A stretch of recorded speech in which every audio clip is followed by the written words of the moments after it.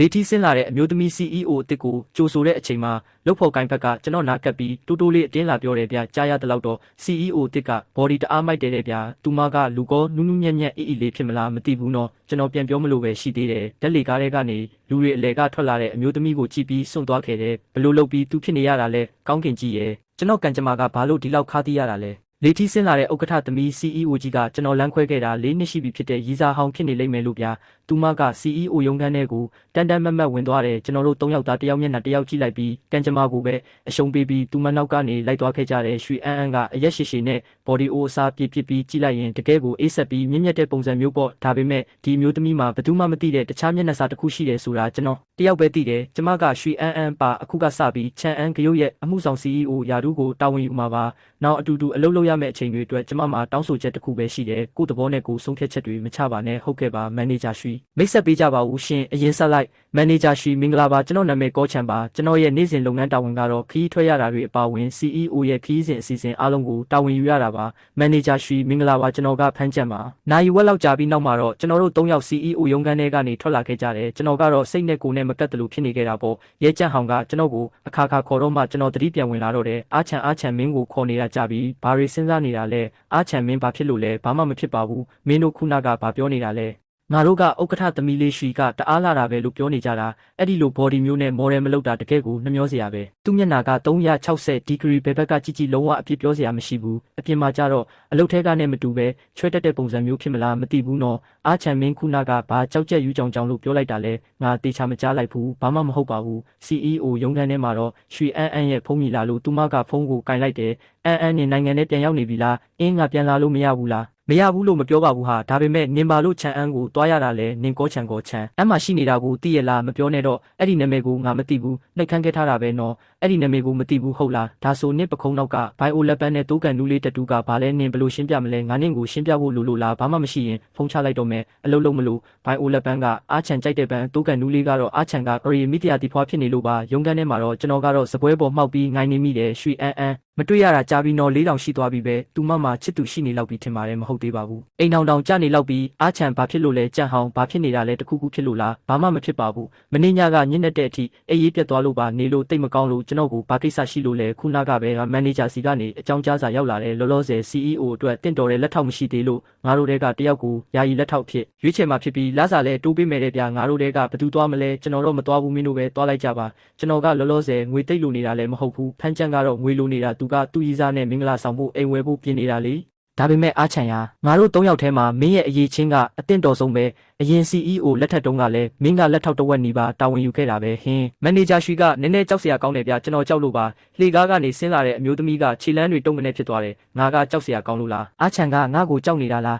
းမဖြစ်နိုင်တာမန်နေဂျာရွှေကအေးဆက်နိုင်တယ်ဆိုပေမဲ့ကြောက်စရာကြီးတော့မဟုတ်ပါဘူးပြီးတော့သူမကအရန်လာတာပဲလေသူ့ရဲ့ရီးစားဆိုတဲ့လူကလည်းဒီလောက်လာတဲ့မျက်နှာလေးကိုနေတိုင်းမြင်နေရရင်ဘယ်လိုများထိန်းထားနိုင်မလဲမသိဘူးဗျာအားချန်ဘာလို့တီးသွားတာလဲအဆင်ပြေရဲ့လားသူ့ချစ်သူကရုပ်ချောမှာပါဘာပဲဖြစ်ဖြစ်လွန်ခဲ့တဲ့၄နှစ်ကလေးကစိတ်ဆက်ထားတဲ့သူရှိတာပဲအခုလောက်ဆိုလက်ထပ်ပြီးလောက်ပြီးတော့သူမကအဲ့ဒီလူပေါ်ပြုံးပြတာကိုလည်းကျွန်တော်ကိုယ်တိုင်မြင်ခဲ့တာပဲဖမ်းချန်ကရုတ်တရက်အပြေးရောက်လာပြီးပါဆက်ကိုပိတ်လို့အားချန်ဒီမှာကြည်စမ်းဟာမန်နေဂျာစီကပို့တဲ့အချက်လက်တွေမန်နေဂျာရွှေကလည်းကြိုစမ်းတက္ကသိုလ်ကဆင်းတာပဲဟာသူကဘန်နာရေးမေဂျာကကွာကြည့်လိုက်တာနဲ့တင်တက္ကသိုလ်ရဲ့ကွင်းဖြစ်ခဲ့မှန်းသိတာတယ်မင်းမသိဘူးလားမင်းကိုယ်တိုင်ပဲကွင်းလို့ပြောနေတာပဲကျွန်တော်လိုတာမန်ရုပ်မျိုးနဲ့လူကဘလို့လို့အဲ့ဒီလိုလူမျိုးနဲ့တွေ့နိုင်မှာလဲပြားမတွေ့ဘူးဟုတ်လားအတူတူတောင်ရှိခဲ့ဘူးပြီးသားကိုမသိဘူးလို့ပြောရဲတယ်ပေါ့လေအားချန်မင်းကဘယ်နာကတာမန်ဖြစ်နေလို့လဲကွာဒီလောက်ဝက်ပဲရှိသေးတယ်ငါတို့မင်းအတွက်မင်းကလေးတွေပေးတဲ့အချစ်မဟုတ်ဘူးဘယ်နာဘူးတောင်စားပေးလိုက်ရပြီလဲအဲ့ဒါကောင်းတာပဲမဟုတ်ဘူးလားမင်းတို့ထမင်းဖို့တက်တာတာပေါ့ကျေးဇူးကြီးလာပါပြီတော်ရပါတယ်ဗျာခဏအကြာမှာတော့အားလုံးတပြိုင်နက်တည်းထွက်လိုက်ကြတယ်လှေကားဝမှာရက်နေတဲ့အမျိုးသမီးကိုကြည့်ပြီးကျွန်တော်ရုတ်တရက်ရင်ထဲတုံသွားတယ်သူမဘာလို့ဒီရောက်နေတာလဲဘလောက်တောင်ကြာပြီလဲမသိဘူးဟာမန်နေဂျာရွှေကိုယ်တိုင်ဆင်းလာတာလားခင်ဗျာတခုခုခိုင်းစရာရှိရင်ဖုန်းဆက်လိုက်ရင်ရပါတယ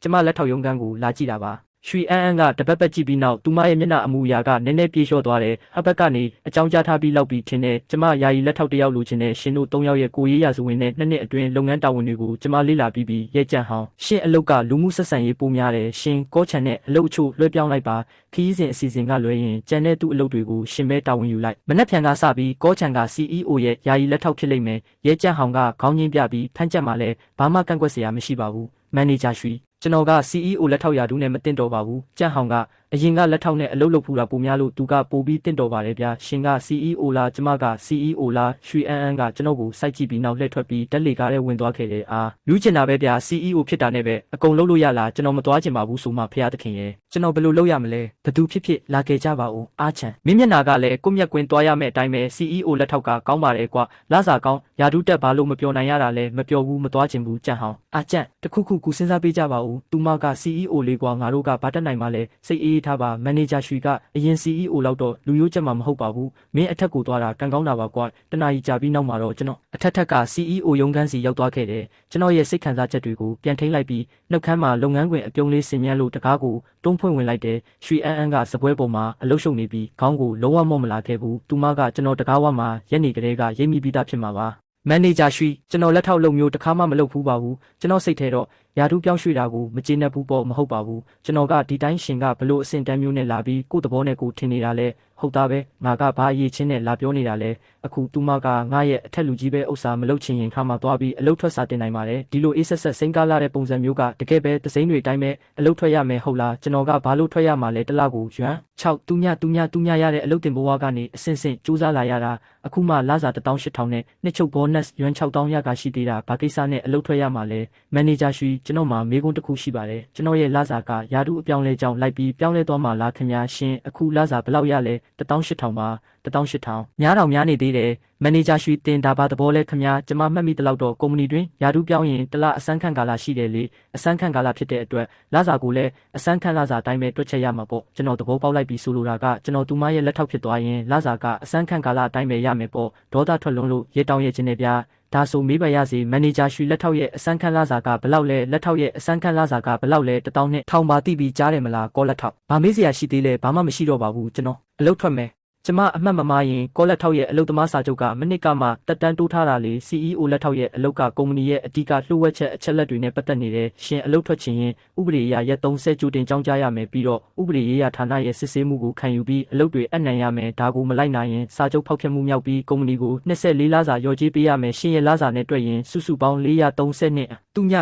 ူညကြတဲ့မှာပါဒါပေမဲ့ရှင်ကုမ္ပဏီမှာ4နှစ်တောင်လုပ်ခဲ့တာမို့43တောင်းတိတိပဲပေးလိုက်ပါလုံးမထွက်ခင်ကုမ္ပဏီအကောင့်တွေကိုရော်ကြေးအရင်ထည့်လိုက်ပါရော်ကြီးဟုတ်လားစာချုပ်ထဲမှာရော်ကြီးပေးရမယ်လို့မပါပါဘူးမန်နေဂျာရွှေကျွန်တော်ရှင့်ကို60ဒီဂရီခါညွတ်ပြီးတော့တောင်းရွက်2000ရှော့ပေးလို့ကျေးဇူးတင်ရမယ်အတိုင်းပဲနော်တခြားဝန်ထမ်းတွေအတွက်တော့မရှိပါဘူးရှင့်အတွက်ပဲတီးတက်ရှိတာကျွန်တော်သဘောပေါက်ပြီးသူမတမင်တက်လုပ်နေတာပဲကျွန်တော်ကိုတမင်ဒုက္ခပေးနေတာကုမ္ပဏီကဝန်ထမ်းအပေါ်မတရားရော်ကြီးတောင်းတာကိုသက်ဆိုင်ရာဌာနတွေစီတွားတိုင်လို့ရတယ်တွားလေတွားတိုင်လိုက်ဒီလောကကကျင်းချင်းလေးရဲ့ကောလက်ထောက်တခြားအလုပ်ပြောင်းဖို့သာပြင်ထားလိုက်တော့ရွှေအန်းနင်ပါလို့ငါ့ကိုဒီလောက်အထိအကြက်ကင်နေရတာလေအေးငါအကြက်ကင်တော့ဘာဖြစ်လဲနင်ငါ့ကိုလာတောင်းပန်လေတာဆိုရင်တော့နင့်ရဲ့အလုပ်ထွက်စာကိုလက်မှတ်ထိုးပေးဖို့စဉ်းစားပေးမယ်မတောင်းပန်ဘူးကျွန်တော်ဝန်ထမ်းကပ်ပြားကိုတောင်လွှင့်ပစ်လိုက်ပြီးလွန်ခဲ့တဲ့4နှစ်ကတည်းကငါနင့်ကိုလက်လွတ်ပေးခဲ့ပြီးသားပဲနင်တို့ငါကိုဘာထက်ဖြစ်စေချင်သေးတာလဲငါကိုဘာတွေထက်လုပ်ခိုင်းဦးမလို့လဲခွင့်မပြုဘူးအားချံမင်းအလုပ်ထွက်မလို့လားမင်းလစာအစ်စ်ကိုမကျေနပ်လို့လားအားချံမင်းကုမ္ပဏီမှာလုပ်တာလေးရှိပြီးအရေးချင်းလဲရှိတယ်ငါသိပါတယ် CEO လက်ထောက်အတွက်လစာရွမ်26သူညကနည်းနည်းနေတာပေါ့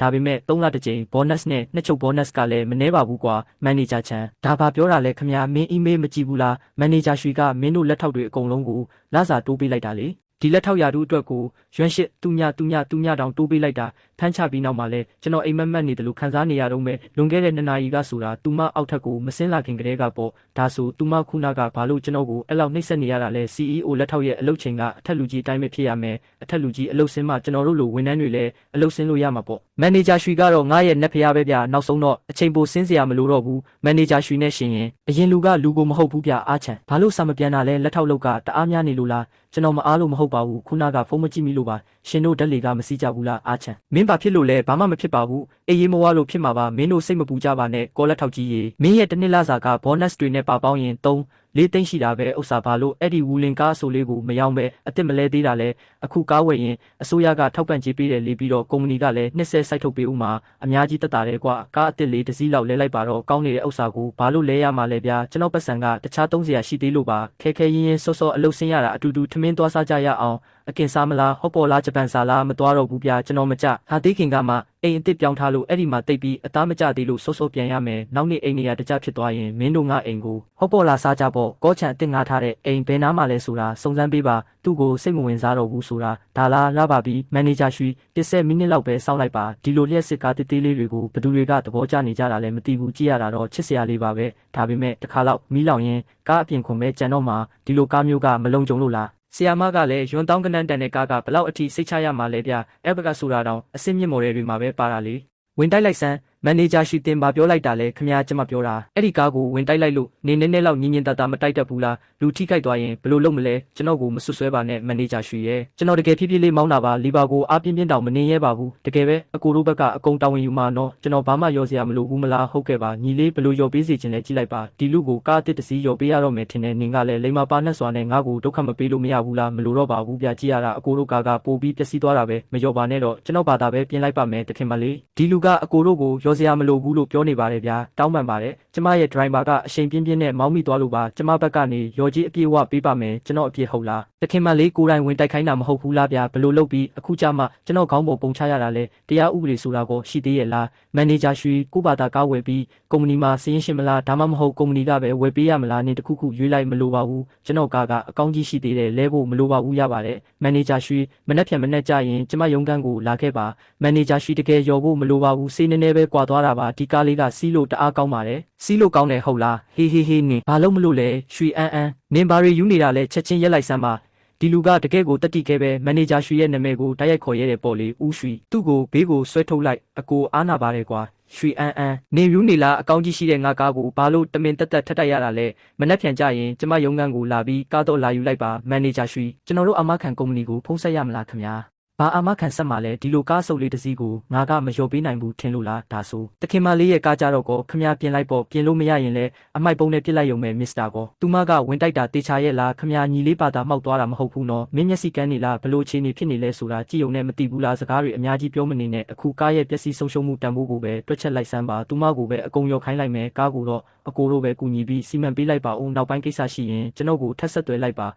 ငါနောက်ကိုလိုက်မနေနဲ့ဘာဖြစ်လို့လဲဒီလမ်းကနင်းပိုင်တဲ့လမ်းမို့လို့ငါ့ကိုရှောက်ခွင့်မပေးတာလားအဲ့ဒီနောက်တော့ကျွန်တော်လဲသူမကိုဂယုမဆိုင်တော့ပဲရှေ့ကိုပဲတောက်လျှောက်သွားခဲ့တော့တယ်တော်သေးတာကခုံးကျော်တရားပေါ်ကဆင်းပြီးမီးပွိုင်းနှစ်ခုကျော်ရင်ကျွန်တော်အစ်စ်ငားထားတဲ့အိမ်ကိုရောက်ပြီးပြတိတ်မဝေးလို့ပေါ့မဟုတ်ရင်တော့လူပါသေးနိုင်တဲ့ကျွန်တော်ညှော့ထားတာကအခန်းတစ်ခန်းနဲ့အခန်းတစ်ခန်းပါတဲ့အခန်းချင်းလေးပါစုံတွဲအငယ်လေးတစ်တွဲကအခန်းပြန်လွှဲတာနဲ့ကွက်တီတိုးလို့ကန်ကောင်းသွားတာတိုက်ခန်းထဲမဝင်ခင်မှာကျွန်တော်ဘာကြောင့်မှမသိနောက်ကိုလှည့်ကြည့်လိုက်မိပေမဲ့သူမကိုမတွေ့ရတော့ဘူးဒါနဲ့ကျွန်တော်တပြင်းချနိုင်သွားတာပေါ့ဒါပေမဲ့ကျွန်တော်လက်ထွက်သွားတဲ့အဲ့ဒီအချိန်မှာပဲထောင်ချိုးလေးတွေကနေအဲ့ဒီအမျိုးသမီးထွက်လာခဲ့တယ်ဆိုတာကိုတော့ကျွန်တော်မသိခဲ့ရဘူးရွှေအန်းကအောက်ထပ်မှာရက်နေရင်အချိန်တွက်ကြည့်ပြီးမီးလင်းလာတဲ့အခန်းကိုကြည့်ကချက်ချင်းသဘောပေါက်သွားခဲ့တယ်။အော်ရှစ်ထက်ကိုကောချန်နင်ဘယ်တော့မှငါစီကနေလွတ်မြောက်ဖို့မစင်စားနဲ့တကားဖွင့်လိုက်တာနဲ့ရင်ထဲမကောင်းစရာညီးတွားတန်လေးတစ်ခုကိုကြားလိုက်ရလို့ကျွန်တော်ချက်ချင်းပဲသူ့ကိုပွေ့ချလိုက်မိတယ်ရှန်တန် lightning ပါပါပြန်လာပြီးတော့အားလုံးနင့်မေကြောင့်ဖူးအဲ့ဒီမိမပွေကြောင့်အကုန်ဖြစ်ရတာဒါကြောင့်ပါပါဒီလောက်နောက်ကျမှပြန်ရောက်တာရှန်တန်ကကော်ကီခွေးလေးတစ်ကောင်မှကျွန်တော်နဲ့ရွှေအန်းတွဲနေလုံးကမွေးထားခဲ့တာပေါ့လမ်းခွဲတဲ့နေ့ကရွှေအန်းတတိမထားမိတဲ့အချိန်ကိုချောင်းပြီးကျွန်တော်သူ့ကိုအိမ်ခိုးပွေလာခဲ့တာကျွန်တော်ရေချိုးပြီးတော့ရှန်တန်ကိုအောက်ထပ်ခေါ်ပြီးလမ်းလျှောက်ပေးရင်းတခါတည်းညစာဝင်မလို့စဉ်းစားလိုက်တဲ့အိမ်ထဲမှာပိတ်လောင်ထားတာကြာသွားလို့ထင်ပါတယ်ရှန်တန်ကအောက်ထပ်ရောက်တာနဲ့ခြေကုံတုပ်ပြီးပြေးတော့တာပဲရှန်တန်ဖြည်းဖြည်းပြေးစမ်းပါငါတော့ပြောစရာတော့မရှိတော့ဘူးဒီကောင်လေးကဘာလို့ဒီလောက်အားတန်နေရတာလဲတကယ်ပဲငါကသူ့ကိုလမ်းလျှောက်ပေးနေတာလားသူကပဲငါ့ကိုလျှောက်ပေးနေတာလားမသိဘူးတိုက်ခန်းဝန်တကားနာရောက်တဲ့အချိန်မှာပဲရွှေအန်းကဒရိုင်ဘာရဲ့ကားပေါ်ကိုအစင်တင်တက်နေတာနဲ့တိုးတော့တာပဲနောက်ကြည့်မှန်တဲ့ကနေရင်းနှီးနေတဲ့ကြောပြင်ကိုမြင်လိုက်ရလို့ကားကရက်သွားခဲ့တယ်ကားရက်ကျွန်တော်ခွေးကိုဆွဲပြီးပြေးလွှားနေရတဲ့အဲ့ဒီပုံစံကရွှေအန်းရဲ့မျက်စိတဲကိုကွက်တိဝင်သွားခဲ့တယ်သူမစိတ်တူတူနဲ့ရင်မိသွားတာပေါ့ကြည်စံတစုံတယောက်ကကျမရဲ့နှလုံးသားကိုခိုးသွားရုံတင်မကဘူးကျမရဲ့ခွေးကိုပါခိုးသွားသေးတာကိုလမ်းခွဲတဲ့အဲ့ဒီနေတုန်းကကျမဘာမှတောက်လိုက်တာအမှုလိုနေခဲ့တာအိမ်ပြန်ရောက်တော့အဲ့ဒီအိမ်တကားကတေချာပိတ်မထားတာကိုတွေ့ရပြီးခွေးလဲပြောက်နေခဲ့တယ်ခွေးကသူ့ဘာသာအပြင်ထွက်ပြေးသွားတာထင်လို့စုကြည်အများကြီးပေးပြီးလိုက်ရှာတာတော့မတွေ့ခဲ့ဘူးဘယ်လိုလုပ်ထင်မဲ့ရမှာလဲခွေးတခုရှိနေလိမ့်မယ်လို့အဖိုးကြီးရယ်တော်ပြီးရက်ပေးပါတော့နော်ငါတော့ပင်ပန်းလို့တေတော့မယ်ကျွန်တော်လည်းတိုက်ဆိုင်ဘိုင်းနေဆာလာတာနဲ့လမ်းတစ်ဖက်ကဟုန်တုံဝွန်တန်သွားဝယ်ဖို့ပြင်လိုက်တယ်ဒါနဲ့ခွေးလေးကိုလက်ထဲမှာတိတိချာချာဆွဲကင်ပြီးလမ်းတစ်ဖက်ကိုကူးသွားခဲ့တာပေါ့ရွှေအန်းကလူနဲ့ခွေးဆိုင်ထဲဝင်သွားတာကိုကြည့်နေပြီးမှ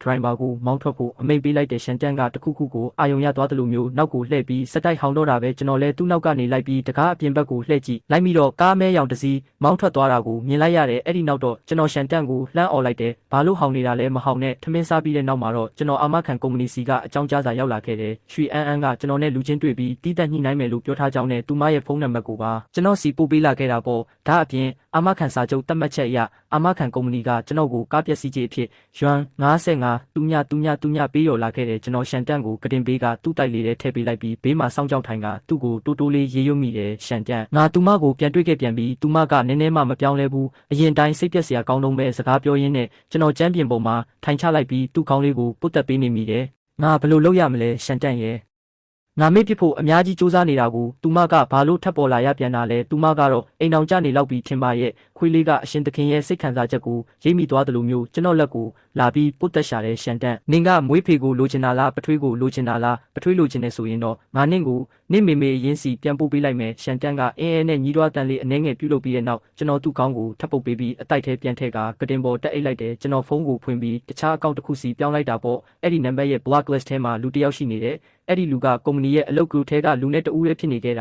ာသူမက WhatsApp အကောင့်ကိုမလဲရသေးဘူးပဲငါ့ကိုတောက်လျှောက်စောင့်နေခဲ့တာများလားကျွန်တော်အဲ့ဒါကိုတွေးမိပြီးစိတ်ကူးပေါက်တာနဲ့သူမကိုဘဝထဲကနေပြန်ထုတ်ပေးလိုက်မိတယ်ရေချိုးပြီးသွားတဲ့ရွှေအန်းကညဝတ်အင်ဂျီကိုဝတ်လို့ဆိုဖာပေါ်မှာထိုင်နေရင်လက်တစ်ဖက်ကဖုန်းကိုကင်ထားပြီးတခြားလက်တစ်ဖက်ကတော့ဝိုင်းနီခွက်ကိုကင်ထားခဲ့တာပေါ့စိတ်မဝင်စားတော့ဘူးဆိုသူ့လိပ်စာကိုဘာလို့သွားစုံစမ်းနေတာလဲတကောင်ရဲ့အချိန်ကြာမှခွေးသွားခိုးမလို့လားဒါမှမဟုတ်သွားပြီးကလဲစားချေမလို့လားလမ်းခွဲယုံနဲ့ဒီလောက်အထိတော့မလိုပါဘူးနော်အဲ့ဒီအချိန်မှာပဲရွှေအန်းကရုတ်တရက်လှမ်းမိလိုက်တယ်သူ့အမေကဘယ်တော့မှဆုံးသွားတာလဲနင်းတို့လမ်းခွဲပြီးခွဲနှစ်လောက်ကြာမှထင်တာပဲရွှေအန်းကဝက်ချက်ကိုဖွင့်လိုက်ပြီးအပေါ်ဆုံးမှာဖန်ပင်ထိုးထားတဲ့အဲ့ဒီဝက်ချက်နံပါတ်ကိုအကျင့်ပါအတိုင်းသွားနှိပ်လိုက်တယ်အဲ့ဒီထဲကနောက်ဆုံးစကားပြောမှတ်တမ်းကလွန်ခဲ့တဲ့လေးကခွေးပြောက်သွားတဲ့အဲ့ဒီနေ့ကဖြစ်နေခဲ့တာအားချန်နေငါ့ကိုအလိုမရှိတော့ဘူးပေါ့ဘာလို့ရှန်တန်းကပါငါ့ကိုမလိုချင်တော့ရတာလဲသူမကအပေါ်ကိုဆွဲတင်ကြည့်လိုက်တော့စာတို့ရာနဲ့ချီရှိနေပေမဲ့တဆောင်မှပိုးမထွက်ခဲ့ဘူးတာကိုတွေ့ရတယ်သူမလက်ချောင်းလေးတွေကမျက်နှာပြင်ပေါ်မှာကလိမိသွားပြီးဘလို့လှုပ်ထင်မဲ့ရမှာလဲတကယ်ပဲပို့ပြီးသားဖြစ်သွားခဲ့တယ်ရွှေအန်းဝိုင်ခွက်ကိုအမြန်ချလိုက်ပြီးစာကိုပြန်ဖြတ် recall ဖို့လုပ်ပေမဲ့ဖြတ်လို့မရတော့တာကိုတွေးလိုက်ရတယ်ဒါကြောင့်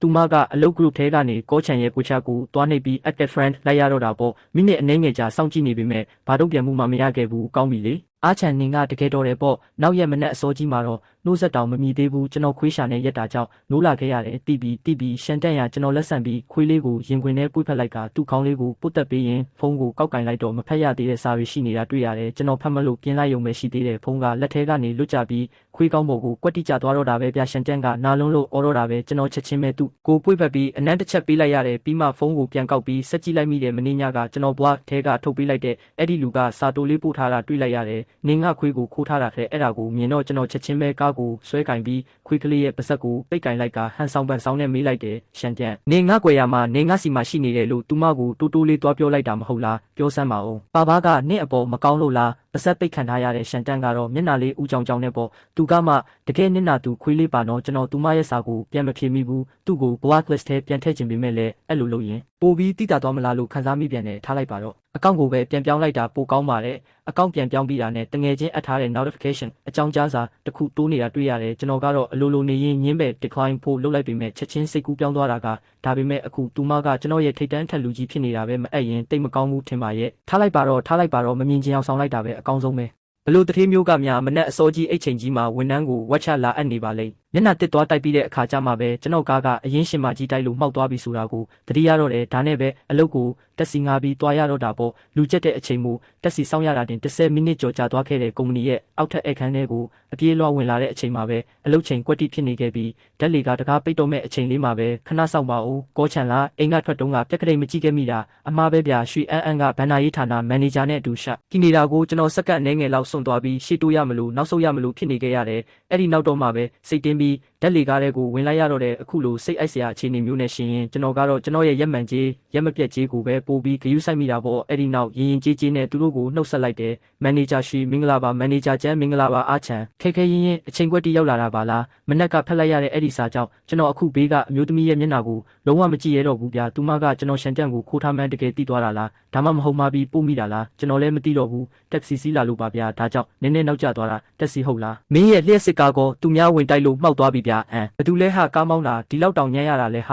ာကျွန်တော်အနှဲငယ်ရေးလိုက်ပြီးဘာမှထပ်မပြောတော့ပဲစိတ်ထဲကနေပဲရေယုံမိတော့တယ်နင့်ဘေးမှာရက်နေတဲ့အဲ့ဒီတယောက်လေးဗျာပြောရရင်တော့သူမကားမောင်းတာတကယ်ကိုညံ့ပြင်းလွန်းတာအဲ့ဒီအချိန်မှာပဲဓာတ်လေကားက16ထပ်မှာရက်သွားပြီးဘန်နာရေးမန်နေဂျာကကျွန်တော်တို့နှစ်ယောက်ကိုလက်ပြနှုတ်ဆက်ပြီးထွက်သွားခဲ့တယ်ဓာတ်လေကားထဲမှာကျွန်တော်နဲ့ရွှေအန်းပဲကြံခဲ့တော့လို့အခြေအနေကအလိုလိုနေရင်ပို့ပြီးစိတ်အိုက်စရာဖြစ်လာခဲ့ရတာပေါ့ ကျွန်တော်တက်လေကားရဲ့ကနန်းတွေပြောင်းလဲနေတာကိုပဲစိုက်ကြည့်နေမိတယ်3 10ထက်ရောက်တဲ့အထိပေါ်တကားပွင့်တာနဲ့ကျွန်တော်အပြင်ကိုချက်ချင်းပြေးထွက်လိုက်ပြီးအရေးပေါ်လေးကားစီကိုခြေလမ်းတွတ်တွတ်နဲ့တွားလိုက်တော့တဲ့တွင်ရင်းမှုဇောက်ပွဲကလူနှစ်ယောက်ကတော့နှုတ်တောင်လှမ်းမဆက်ရသေးဘူးလေပြင်းတစ်ချက်ဖြတ်တိုက်သွားတယ်လို့မျိုးပဲမြင်လိုက်ရတာကြံ့ဟောင်းခုနကဖြတ်ပြေးသွားတာကောချံမဟုတ်လားအဲ့ဒီအချိန်မှာပဲရဲကြံ့ဟောင်းကပြန်ဖြေဖို့ပြင်လိုက်တုံးရှိသေးမန်နေဂျာရွှေကိုမြင်လိုက်ရလို့လက်ထဲကကော်ဖီခွက်ကိုချပြီးချက်ချင်းထွက်လိုက်ရတယ်မန်နေဂျာရွှေမင်္ဂလာပါဖန်းချမ်းကတော့ဦးကြောင်ကြောင်နဲ့နောက်မှတတိယပြီးနှုတ်ဆက်ဖို့ပြင်တဲ့အချိန်မှာပဲရွှေအန်းကတခြားတက်လေကားစီကိုဝင်သွားခဲ့ပြီးအဲ့ဒီနောက်တော့ဖန်းချမ်းကစူးစမ်းကျင်စိမ့်နဲ့ဆက်ပြီးမေးတော့တာပဲဒါကြောင့်ကောချံကဒီလောက်မြန်ပြေးသွားတာကိုမန်နေဂျာရွှေနဲ့တက်လေကအတူတူစီးလာလို့ပဲဒါနဲ့ကောချံကဘာလို့နောက်ကတာလဲမသိဘူးနော်သူကပုံမှန်ဆိုအစောဆုံးရောက်နေကြဥစ္စာတက်လေကမရက်ခင်တစ်စက္ကန့်လိုမှာပဲ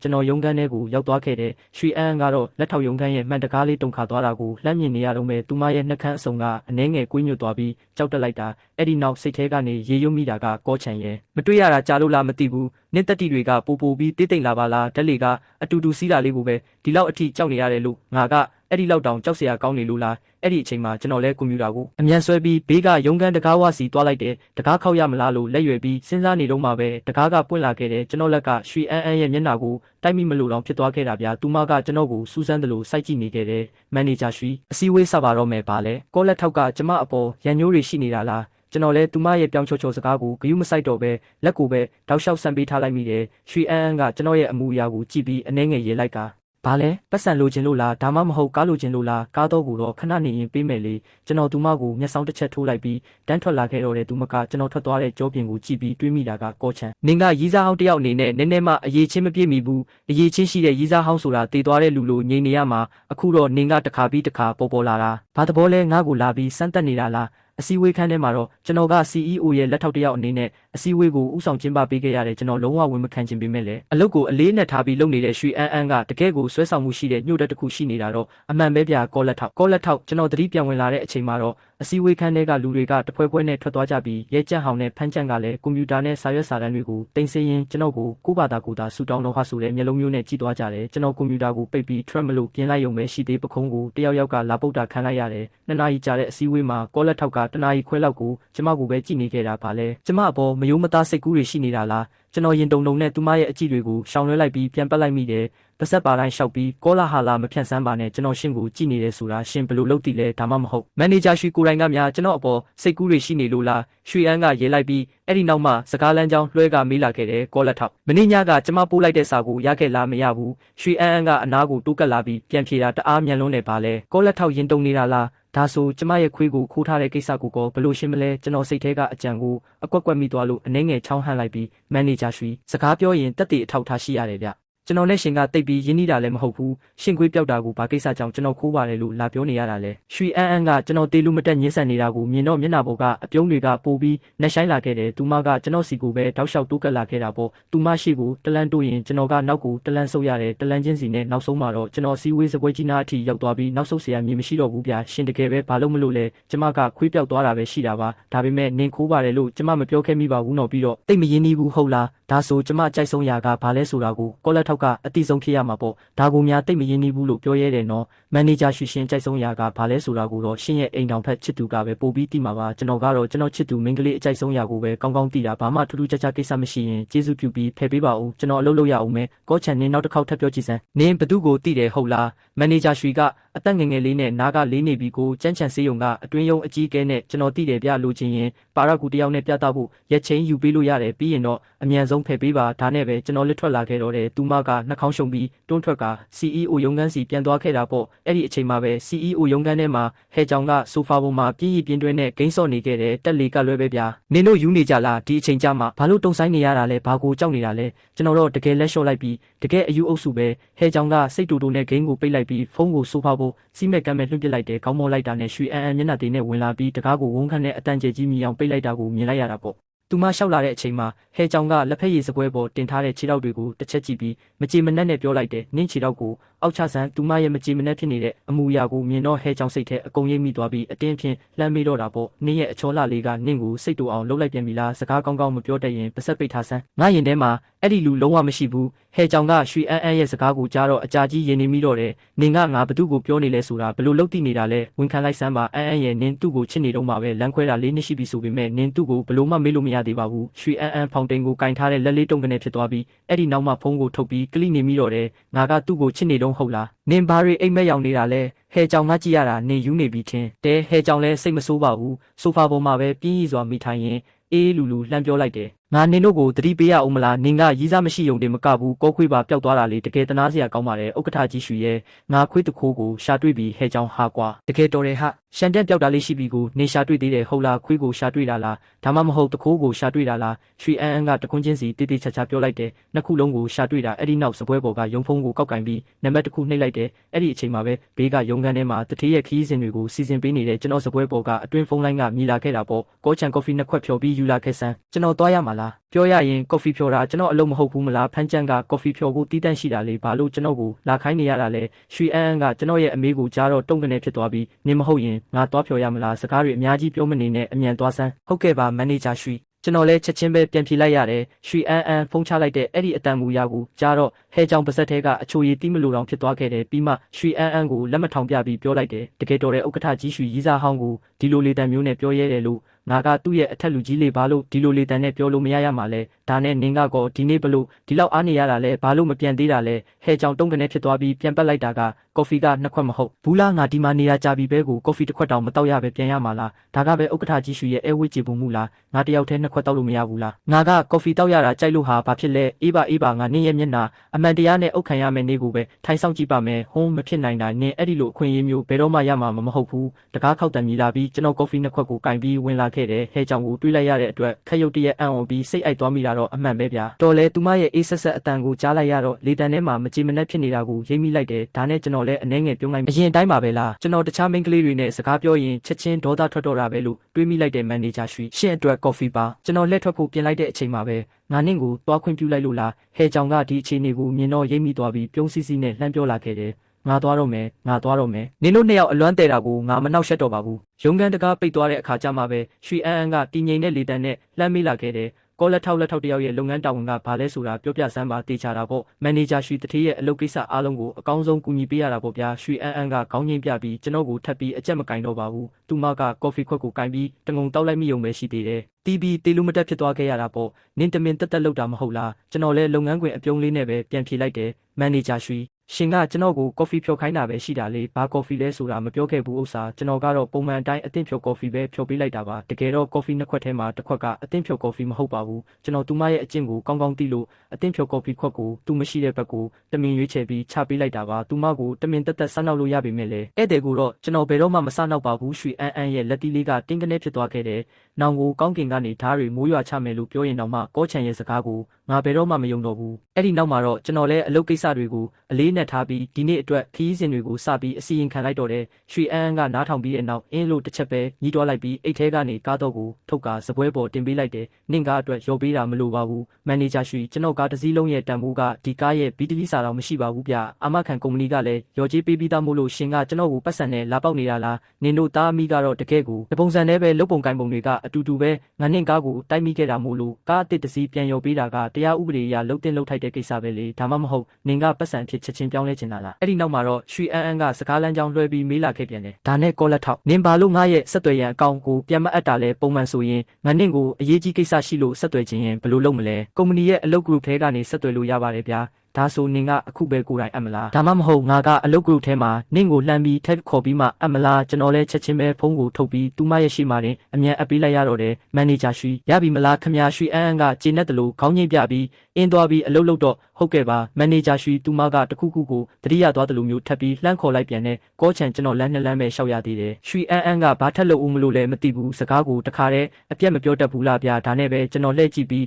လုပ်ငန်းခွင်အပြုံးလေးနဲ့မေးလိုက်ရတော့တယ်မန်နေဂျာရွှေတခြားခိုင်းစရာရှိသေးလို့ခမရနင့်မှာဖုန်းနံပါတ်တစ်ခုပဲရှိတာလားကျွန်တော်ရင်ထဲမှာတုံကနေဖြစ်သွားပြီးခေါင်းငိမ်ပြီးပြန်ဖြေလိုက်တယ်ဟုတ်ပါတယ်ခမရရွှေအန်းအန်းကဆက်စိတ်မရှိတယ်လို့မျိုးလက်ဝဲရမ်းပြပြီးသွားခွင့်ပြုလိုက်တော့တယ်သူမကကောချန်ကိုအမြန်ဆုံးထွက်သွားစေချင်တာဖြစ်မှာပါမဟုတ်ရင် ခဏနေရင်သူမစိတ်မထိန်နိုင်ပဲသူ့ကိုထပ်ပြီးရိုက်မိတော့မှဆိုးလို့လေလေးနှစ်တောင်ရှိသွားပြီပဲဘာဖြစ်လို့ငါတယောက်တည်းပဲဝမ်းနေပူဆွေးနေရမှာလဲငါအရှုံးမပေးနိုင်ဘူးကောချန်နေအစင်သစ်ဖြစ်ပြီလားနေငါရဲ့ကဘာတဲကိုတကြော့ပြန်ဝင်ရောက်လာခဲ့ပြီဆိုမှတော့နောက်ထပ်ပြေးထွက်ဖို့ဘယ်တော့မှမစင်စားနဲ့တော့ကျွန်တော် CEO ရုံးခန်းထဲကနေထွက်လာပြီးတဲ့အခါကျမှပဲတေဘေးကနေတီတီလေးလွတ်မြောက်လာတယ်လို့မျိုးရင်ဘတ်ကိုဖိလိုက်မိတော့တယ်ဒီနေ့ရွှေအန်းရဲ့ပုံစံကအရင်ကနဲ့တိတ်မတူတယ်လို့ပဲဒါပေမဲ့ရုတ်တရက်တတိယတာကအိမ်အစ်စ်မှာမျက်စိခက်ထိမတက်ရသေးဘူးဆိုတာပါပဲဒါနဲ့လမ်းမှာတင်ဆက်နှလုံးကိုအမြန် online ကနေမှလိုက်တော့တဲ့နေ့လဲစားတဲ့အချိန်ကြတော့ကျွန်တော်တပတ်ကြည့်မိပေမဲ့ဝန်ထမ်းထမင်းစားဆောင်တဲ့မှာရွှေအန်းကိုမတွေ့ရဘူးဒါလည်းဟုတ်ပါတယ်လေဒါလည်းဟုတ်ပါတယ်လေသူမကတထေးပဲဥစ္စာဘလို့လို့ဒီလိုနေရာမျိုးကိုလာမှလဲဖမ်းကြံကစကားစလာခဲ့တယ်မန်နေဂျာရွှေကတကယ်ကိုစိတ်သဘောထားကောင်းတာပဲနော်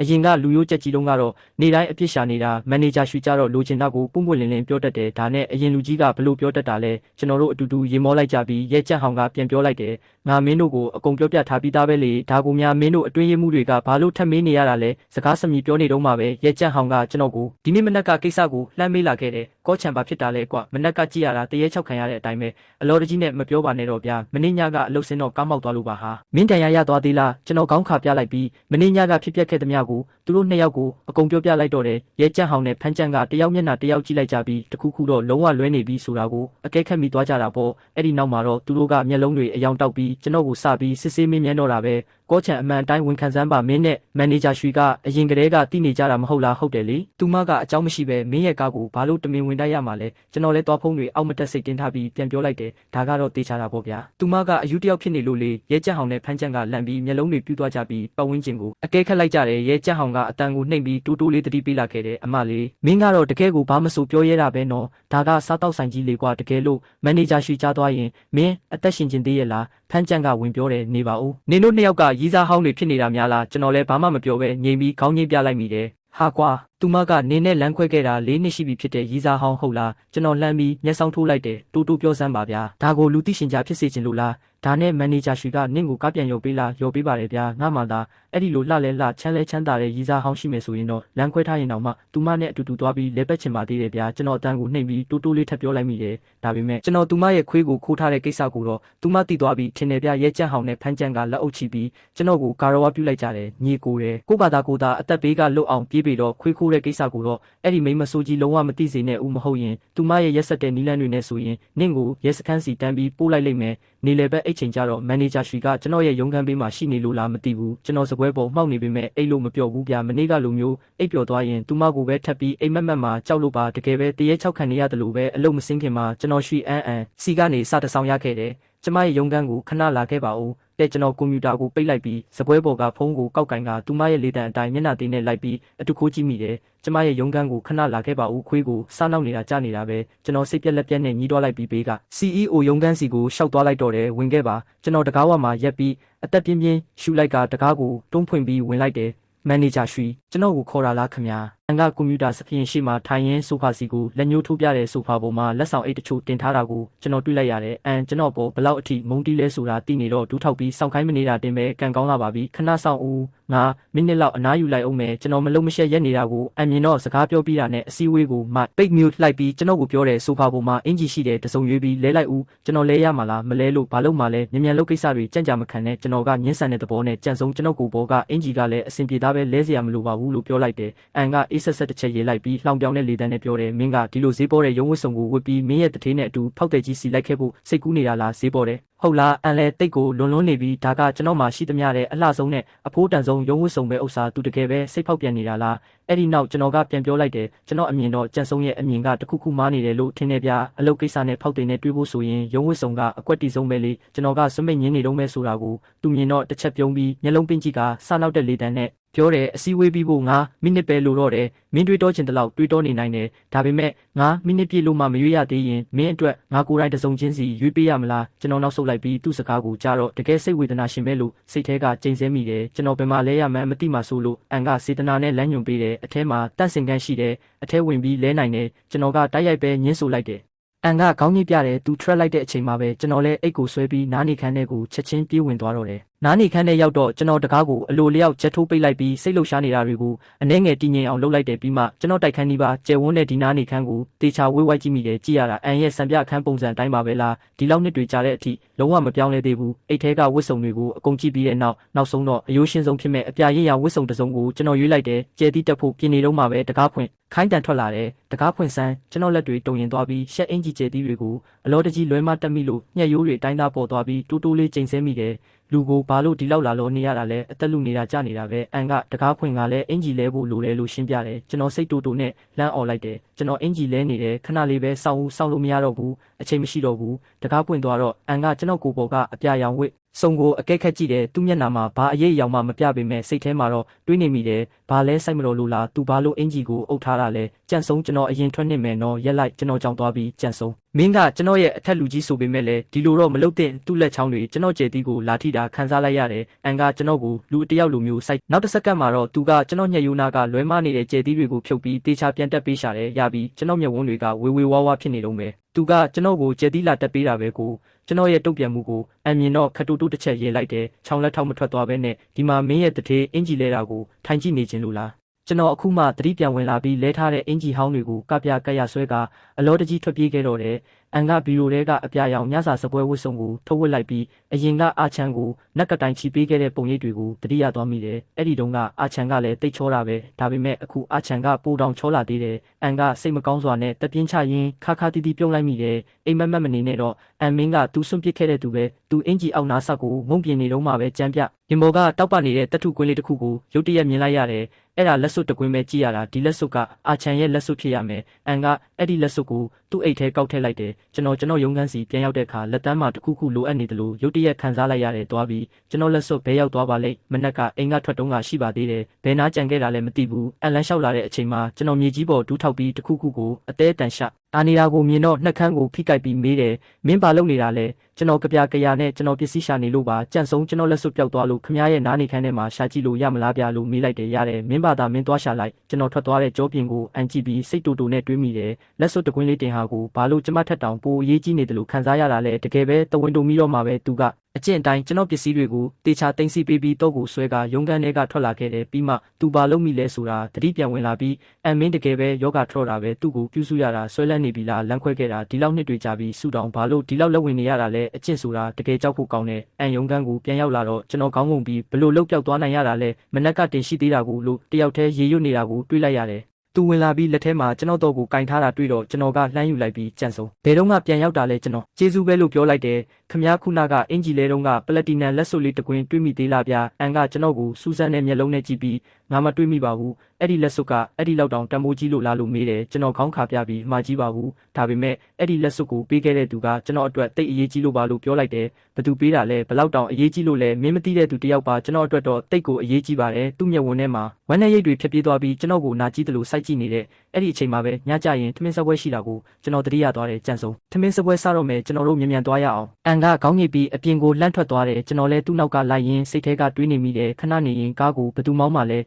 ငါပဲအန်ရဲ့ကားကိုမောင်းရမှာလားဒါမှမဟုတ်ဘလို့လုပ်ရမှာလဲတက်လီကားကမြေအောက်ကားပါကင်ကိုရောက်သွားတော့တက်လီကားနားမှာရပ်ထားတဲ့အနက်ရောင်ပင်နဲ့စီးပွားရေးတုံးကားကြီးကိုကျွန်တော်ချက်ချင်းမြင်လိုက်ရတယ်ကားဆရာကကျွန်တော်တို့လာတာကိုမြင်တော့နောက်ခန်းတကားကိုဖွင့်ပေးတယ်အန်ကကားပေါ်တက်သွားတယ်ကျွန်တော်ကတော့ရက်နေရင်ငါဘယ်နေရာမှာထိုင်ရင်ကိုအဆင်ပြေမလဲလို့စိတ်ထဲကအသေးတန်စဉ်းစားနေမိတယ်ပုံမှန်ဆိုရင်တော့အလုပ်ကိစ္စဆွေးနွေးရလွယ်အောင်တထေးနဲ့အတူနောက်ခန်းမှာထိုင်ရမှာဒါပေမဲ့ငါကအန်နဲ့ဒီလောက်နီးနီးကက်ကက်မထိုင်ချင်ဘူးတကယ်စိတ်ရှုပ်เสียရပဲကျွန်တော်ကြောင်ပြီးရက်နေတာကိုအန်ကြည့်နေတယ်မင်းအဲ့ဒီမှာဘာရက်ငေးနေတာလဲဘာလဲငါကပဲကားပေါ်တက်ဖို့ဖိတ်ခေါ်ရအောင်မလားအဲ့ဒီစကားကိုကြားချင်းပဲကျွန်တော်လဲရှေ့ခန်းတကားကိုဆွဲဖွင့်ပြီးဝင်ထိုင်လိုက်တော့တယ်ပြီးတော့ကားဆရာကိုယဉ်ကျေးပြူငါစွာနဲ့မင်္ဂလာပါဗျာကျွန်တော်ကကြန့်ဆုံးရဲ့လက်ထောက်အစ်စ်ချောင်းချမ်းပါလို့နှုတ်ဆက်လိုက်တယ်ကားဆရာကအကျင့်တိုင်းနောက်ခန်းကအမျိုးသမီးကိုလှမ်းကြည့်လိုက်ပြီးစကားပြန်ပြောရမလားမပြောရမလဲဝေခွဲမရဖြစ်နေရှာတယ်အန်ကကားဆရာရဲ့အကြည့်ကိုသတိပြုမိသွားပြီးမျက်လုံးပင့်ကပြောလိုက်တယ်မောင်းလေငါ့ကိုဘာကြည့်နေတာလဲမင်းငါ့ကိုဘာပြောစရာရှိလို့လဲကားဆရာကအန်စီကဘာမိမထမရတော့ဘူးဆိုတာသိသွားတော့ကျွန်တော်ကိုရင်ကြေးပြုံးပြပြီးမိတ်ဆက်ရှာတယ်မင်္ဂလာပါလက်ထောက်ချောင်းကျွန်တော်ကကြန့်ဆုံးရဲ့ကားဆရာစုံကြပါရှောင်းဆုံးလို့ပဲခေါ်လို့ရပါတယ်အဲ့ဒီစကားကိုကြားတော့ကျွန်တော်ကအံ့ဩပြီးခမ ्या ကကြန့်ဆုံးရဲ့ကားဆရာဆိုတော့မနေ့ကဦးလေးကြီးကရောဘယ်ရောက်သွားလဲဟင်လို့မေးမိတယ်ကျွန်တော်တို့နှစ်ယောက်ရင်းရင်းနှီးနှီးစကားပြောနေတာကိုညှက်ကြည့်ပြီးအန်ကနှာခေါင်းတစ်ချက်ရှုံးလိုက်တယ် ချောင်ချန်ကဒီလောက်စကားဖောင်ဖွဲ့တက်မှန်းမသိခဲ့ဘူးငါရှိမှကြတခုံးမှမဟာချင်ပဲသူများရှိကြတော့အာပေါင်အားလဲပြောနေလိုက်တာဒါကိုကြည့်ရတာငါလဲနောက်ခန်းမှာဆက်ထိုင်မနေချင်တော့ဘူးငါကိုယ်တိုင်ပဲကားမောင်းပြီးသူတို့နှစ်ယောက်ကိုနေရဖယ်ပေးလိုက်ရင်ကောင်းမလားသူလားသူကကျွန်တော်ဦးလေးလေသူကကြန့်ဆုံးရဲ့ကားကိုတွားပြင်ပေးနေလို့ဒီနေ့မလာနိုင်တာဒါကြောင့်ကျွန်တော်ပဲဂျောင်းဝင်လုပ်ပေးတာကျွန်တော်တို့စကားပြောလို့ကောင်းနေတော့နောက်ခန်းကအမျိုးသမီးကတက်ပြင်းတစ်ချက်ချပြီးခက်အေးလမ်းပြောတယ်တွားဦးမလားမတွားဘူးလားဒါမှမဟုတ်ငါပဲရှိကနေကားမောင်းပေးရမလားမင်းတို့နှစ်ယောက်နောက်ခန်းမှာပဲထိုင်ပြီးဆက်ပြောနေကြမလားရှောင်းဆုံးကကြပြကြရနဲ့တကားပိတ်ခလုတ်ကိုနှိပ်လိုက်ပြီးအားနာပါတယ်ကြန့်ဆုံးထိုင်ကုန်ကားပတ်ထားပါဦးခမရထွက်ပါတော့မယ်လို့ပြန်ပြောရှာတယ်ကားကဆက်ထွက်သွားတယ်ကျွန်တော်နဲ့စုံကြလဲစကားထပ်မပြောဖြစ်တော့ဘူးကျွန်တော်လက်စုပ်ဘယ်နာကြံခဲ့တာလဲမသိဘူးလို့ဆိုပြီးစိတ်ထဲကပြန်စဉ်းစားနေမိတယ်ပြီးတော့အတွင်းရေးမှု group ထဲကိုဝင်ပြီးဖန်ကျဲနဲ့ကြားဟောင်းကိုလှမ်းမေးကြည့်ပေမဲ့နှစ်ယောက်စလုံးကမတွေ့မိဘူးလို့ပြောကြလို့ကျွန်တော်နည်းနည်းစိတ်သက်သာသွားတယ်အဲ့ဒီအချိန်မှာညက်ကြည့်ရင်တွန်းလှန်လို့မရတဲ့အနေထားအရအန်ကကျွန်တော်ဖုန်းစခရင်ကိုအတိုင်းတားမြင်နေရတယ်ပြီးမှသူကချောင်းတစ်ချက်ဟန်ပြီးတတိပေးတယ်လက်ထောက်ချောင်းမင်းအရင်ကလည်းမင်းရဲ့အထက်လူကြီးနဲ့ဖောက်တီစီသွားရင်လန်ခီမှာဖုန်းပဲစော့နေတာလားကျွန်တော်ခဏကြောင်သွားပြီးမှဖုန်းကိုအမြန်သိမ်းလိုက်ပြီးတောင်းပန်ပါတယ်ကြန့်ဆုံးကျွန်တော်စာတစ်စောင်ပြန်နေလို့ပါလို့ပြောလိုက်တယ်အဲ့ဒီနောက်ပိုင်းကျွန်တော်ဖုန်းကိုလုံးဝမကင်တော့ဘူးကားကဟိုတယ်ကိုဆိုက်ရောက်သွားတဲ့အခါရှောင်းဆုံးကလှည့်မိတယ်ကြန့်ဆုံးကျွန်တော်ပါအထဲကိုအတူတူလိုက်ခဲ့ရမလားခင်ဗျာကျွန်တော်ကစုံကြားကို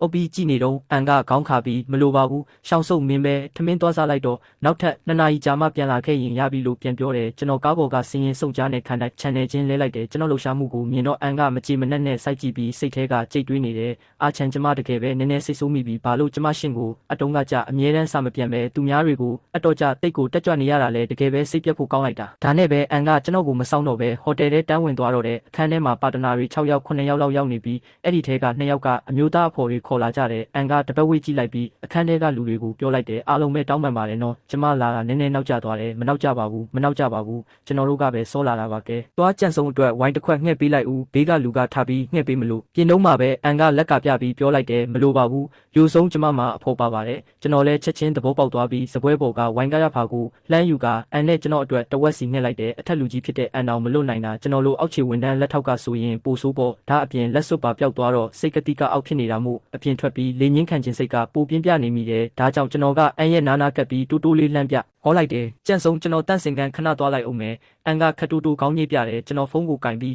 းလှည့်ထွက်သွားမယ်အပြင်မှာပဲကက်ဆေးနေပြီးယွန်စရာကောင်းတဲ့လေးတန်းတစ်ခုထွက်လာတယ်ညီမလေးရာမင်းဘာလို့တယောက်တည်းဒီကိုလာနေတာလဲဒီနားလာပြီးအကိုနဲ့တူတူတောက်ရအောင်အကိုသဘောကျသွားရင်ဒီစာချုပ်ကိုချက်ချင်းလက်မှတ်ထိုးပေးလိုက်မယ်လေအဲ့ဒီစကားကိုကြားချင်းပဲတခန်းလုံး6ကက်ညင်တက်သွားပြီးကျွန်တော်လည်းကြပြလှည့်ကြည့်လိုက်မိတယ်ကြည့်လိုက်တော့ဘိုက်ရွှဲရွှဲနဲ့အလဲလက်ရွယ်အမျိုးသားတစ်ယောက်ကနှာဘူးမျက်လုံးတွေနဲ့အန်ကိုအကဲခတ်နေတာကိုတွေ့ရတယ်ဒီလူကဒီလိုပွဲမျိုးကိုပထမဆုံးအကြိမ်လာဖူးတာမို့သူရှိကအမျိုးသမီးကနာမည်ကျော်ကြန့်ဆုံးဖြစ်နေမှမသိရှာဘူးပဲတထေးရဲ့လက်ထောက်သေးလေးများလဲလို့ထင်ပြီးဘာမဆိုရဲရဲတင်းတင်းနဲ့လာနောက်ရှက်နေတာပဲအဲ့ဒီစကားကြောင့်အန်ကဝိုင်းကွက်ကိုချလိုက်ပြီးအေးဆက်ဆက်မျက်နှာတင်နဲ့ထိုလူကိုစိုက်ကြည့်နေတော့တယ်တခန်းလုံးကလေထုကချက်ချင်းခဲပိတ်သွားတယ်လို့မျိုးဖြစ်သွားပြီးထိုလူလည်းအန်ရဲ့အကြည့်အောက်မှာကြောချမ်းလာလို့မျက်နှာလွှဲလိုက်ရတယ်အန်ကနှက်ခမ်းလေးဟာယုံရှိသေးကျွန်တော်ရဲ့လှမ်းပြောတန်ထွက်ပေါ်လာတယ်ကြန့်ဆုံးခဏလောက်ထွက်ခဲ့ပေးပါဦးခမ ्या ကိုပြောစရာကိစ္စရှိလို့ပါဒီစကားကိုကျွန်တော်ကတီတီငိမ့်ငိမ့်နဲ့ပြက်တသားပြောလိုက်တာမို့အန်ကအန်အော်ပြီးလှည့်ကြည့်လာကသူ့မျက်ဝန်းထဲမှာအပြုံးရိပ်လေးပေါ်လာတယ်အန်လည်းချက်ချင်းသဘောပေါက်သွားပြီး track ကပြောလိုက်တယ်အားလုံးပဲခွင့်ပြုပါဦးနော်ပြီးမှသူကထိုမျိုးသားကိုအေးဆက်ဆက်တစ်ချက်စောင်းခဲ့ကြည့်လိုက်တယ်အဲ့ဒီအချိန်မှာပဲထိုလူကမျက်နှာတစ်ခုလုံးဖြူရော်သွားပြီး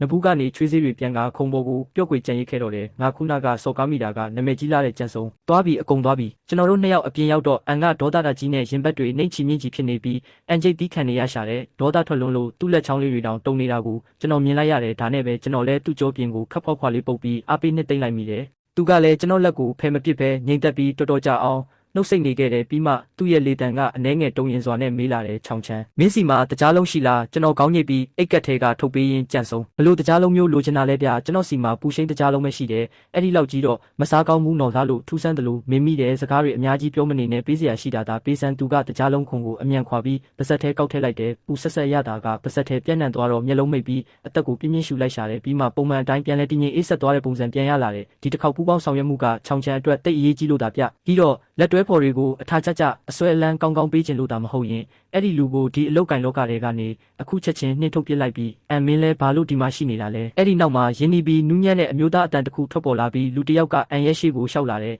အန်ကသူ့ကိုကြည့်ပြီးပြန်ပြောတယ်ဖောက်တင်နဲ့ထမင်းစားပွဲရှိလို့ပါရှင်ကောတစ်ယောက်တည်းလာတာလားအမေနဲ့အတူတူထမင်းလာစားတာအန်မင်းရောသွားပြီးနှုတ်ဆက်ချင်လားအန်ကလက်ခါပြပြီးညင်းလိုက်တယ်တော်ပြီးကျမမသွားတော့ဘူးအားလုံးစိတ်နှောက်ယှက်ဖြစ်ကုန်ပါလိမ့်မယ်ပြောပြီးတာနဲ့အန်ကသူ့ကိုကြော်ပြီးရှေ့ကိုဆက်လျှောက်ဖို့ပြင်နေအဲ့ဒီအချိန်မှာထိုလူကလှမ်းတာပြန် ပြန်တယ်မင်းအိမ်မပြန်တာတိတ်ကြလာပြီပဲတကယ်ပဲအိမ်ကိုမလွမ်းဘူးလားကျွန်တော်ကတော့ဘေးနားကနေဒီအမျိုးသားကိုစူးစမ်းစွာနဲ့ကြည့်နေမိတယ်ဒီယောက်ျားကလွန်ခဲ့တဲ့၄နှစ်ကဈေးဝယ်စင်တာမှာညှက်ပြီးမင်္ဂလာဝတ်ဆောင်ကြည့်နေကြတဲ့အန်ရဲ့ဘေးနားကလူလားမသိဘူးကြည့်ရတာတနေရာမှာမြင်ဘူးတလူလိုပဲသူတို့စကားပြောနေတာကိုကြားရတော့ကျွန်တော်နောက်တလန်းဆုပ်ပေးလိုက်တယ်ဘာဖြစ်လို့လဲကျမအိမ်ပြန်ပြီးဘာလုပ်ရမှာလဲအဲ့ဒီအိမ်ကကျမကိုကြိုးဆိုတာမှမဟုတ်တာအဲ့ဒီကိစ္စတွေပြီးသွားတာ၄နှစ်တောင်ရှိပြီပဲအမေလည်းမှားခဲ့တာမှန်ပါတယ်ဒါပေမဲ့ရှန်ဟန်ရှင်ကမိမိကိုယ်ကိုဘာကောင်းထင်နေလို့လဲကျမကိစ္စကိုဝင်ဆွတ်ဖတ်ဖို့ရှင်ကိုဘသူကတတိပေးလိုက်တာလဲသူကရှန်ဟန်ရဲ့တုံ့ပြန်မှုကိုဂယုမဆိုင်ပဲရှေ့ကိုတန်းလျှောက်သွားတော့တယ်ကျွန်တော်လည်းသူတို့ကြားထဲရောပါမသွားအောင်နောက်ကိုအမြန်ဆုပ်လိုက်ရတယ်ဒီလူနှစ်ယောက်ကတကယ်ပဲဘာလို့ရန်ဖြစ်နေကြတာလဲပြီးတော့ညှက်ပြီးအန်ကဘာလို့အိမ်မပြန်တာလဲတကယ်ကိုထူးဆန်းလာကြီးရဲ့ကျွန်တော်လည်းဒီနေရာမှာကြမနေသင့်ဘူးလို့ဆုံးဖြတ်ပြီးအခန်းထဲကိုပဲ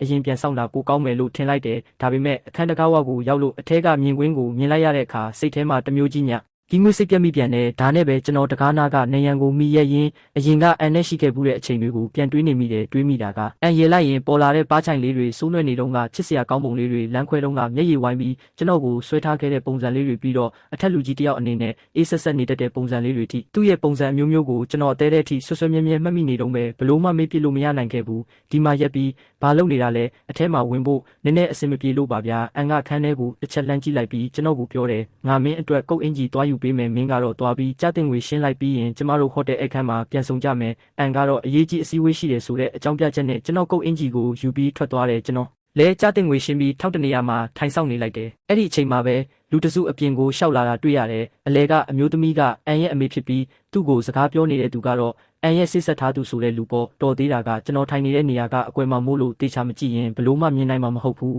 အန်ကကျွန်တော်ဝစ်စုံအင်ဂျီကိုကင်ပြီးထွက်လာတဲ့အချိန်မှာသူ့အမေနဲ့မျက်နှာချင်းဆိုင်တိုးမိသွားလို့ခြေလမ်းတွေတုံ့ခနဲ့ဖြစ်သွားရှာတယ်အန်အမေမင်းကငါ့ကိုမင်းအမေလို့တည်သေးတယ်ပေါ့လေပြပကပြန်ရောက်တာတော့အိမ်မပြန်ဘူးဘယ်နှစ်နှစ်တောင်ရှိပြီလဲစိတ်ကောက်လို့မဝသေးဘူးလားစိတ်ကောက်တာဟုတ်လားအမေအမြင်မှာဒီနှစ်တွေတခြားလုံးကျမကကလေးကလာစိတ်ကောက်နေတယ်လို့ထင်နေတာလားဟုတ်ပါတယ်လေအမေကအမြဲတမ်းကိုယ့်သဘောကိုဆောင်ပြီးအာနာရှင်ဆန်ခဲ့တာပဲကျမလိုတမီးမျိုးကိုဘယ်တော့မှမျက်စိထဲထည့်ခဲ့ဘူးလို့လဲငါကမင်းအမေနော်တမီးအန်မင်းကကိုဒီလိုလေတံမျိုးနဲ့စကားပြောရတဲ့ပေါ့ဟုတ်လားအမေသာကျမရဲ့အမေမဟုတ်ခဲ့ရင်ကျမကအိမ်မပြန်ယုံတင်နဲ့ဒီလောက်ရိုးရိုးရှင်းရှင်းပြီးသွားလိမ့်မယ်လို့အမေထင်နေလားပြောပြီးတာနဲ့သူကဘသူ့ကိုမှဂယုမဆိုင်ပဲရှေ့ကိုတန်းလျှောက်သွားတော့တယ်သူ့အမေကသူ့လက်ထဲကအမျိုးသားဝတ်ကုတ်အင်ဂျီကိုမြင်တော့អော်လိုက်တယ်ရှူအန်မင်းငါရှိမှချက်ချင်းရက်စမ်းအခုရောဘလို့ယောက်ျားမျိုးနဲ့ရှောက်ရှုပ်နေပြန်ပြီလဲပြီးတော့မင်းအာဟန်ကိုတွေ့တာတော့ဘာလို့နှုတ်မဆက်တာလဲတကယ်ပဲလိမ္မာရင်ကျေးမှုမရှိလိုက်တာအမေနဲ့မဆိုင်ပါဘူးအမေဝင်မစွတ်ဖက်ပါနဲ့ပြီးတော့သူကလှဲ့မကြည့်ပဲဟိုတယ်ထဲကနေထွက်သွားတော့တယ်အမေအန်ရဲ့စရိုက်ကိုအမေလဲသိတာပဲသူ့ကိုစိတ်မဆိုးပါနဲ့အာဟန်ယာသူကသားကိုမျက်စိထဲမထည့်တာသူ့ရဲ့ဆုံးရှုံးမှုပဲဘလို့ပဲဖြစ်ဖြစ်သားကငါတို့ရှူမီသားစုရဲ့တမတ်ပဲလေကျွန်တော်လည်းသူတို့အားလုံးထွက်သွားပြီးမှထောင်းကနေထွက်ပြီ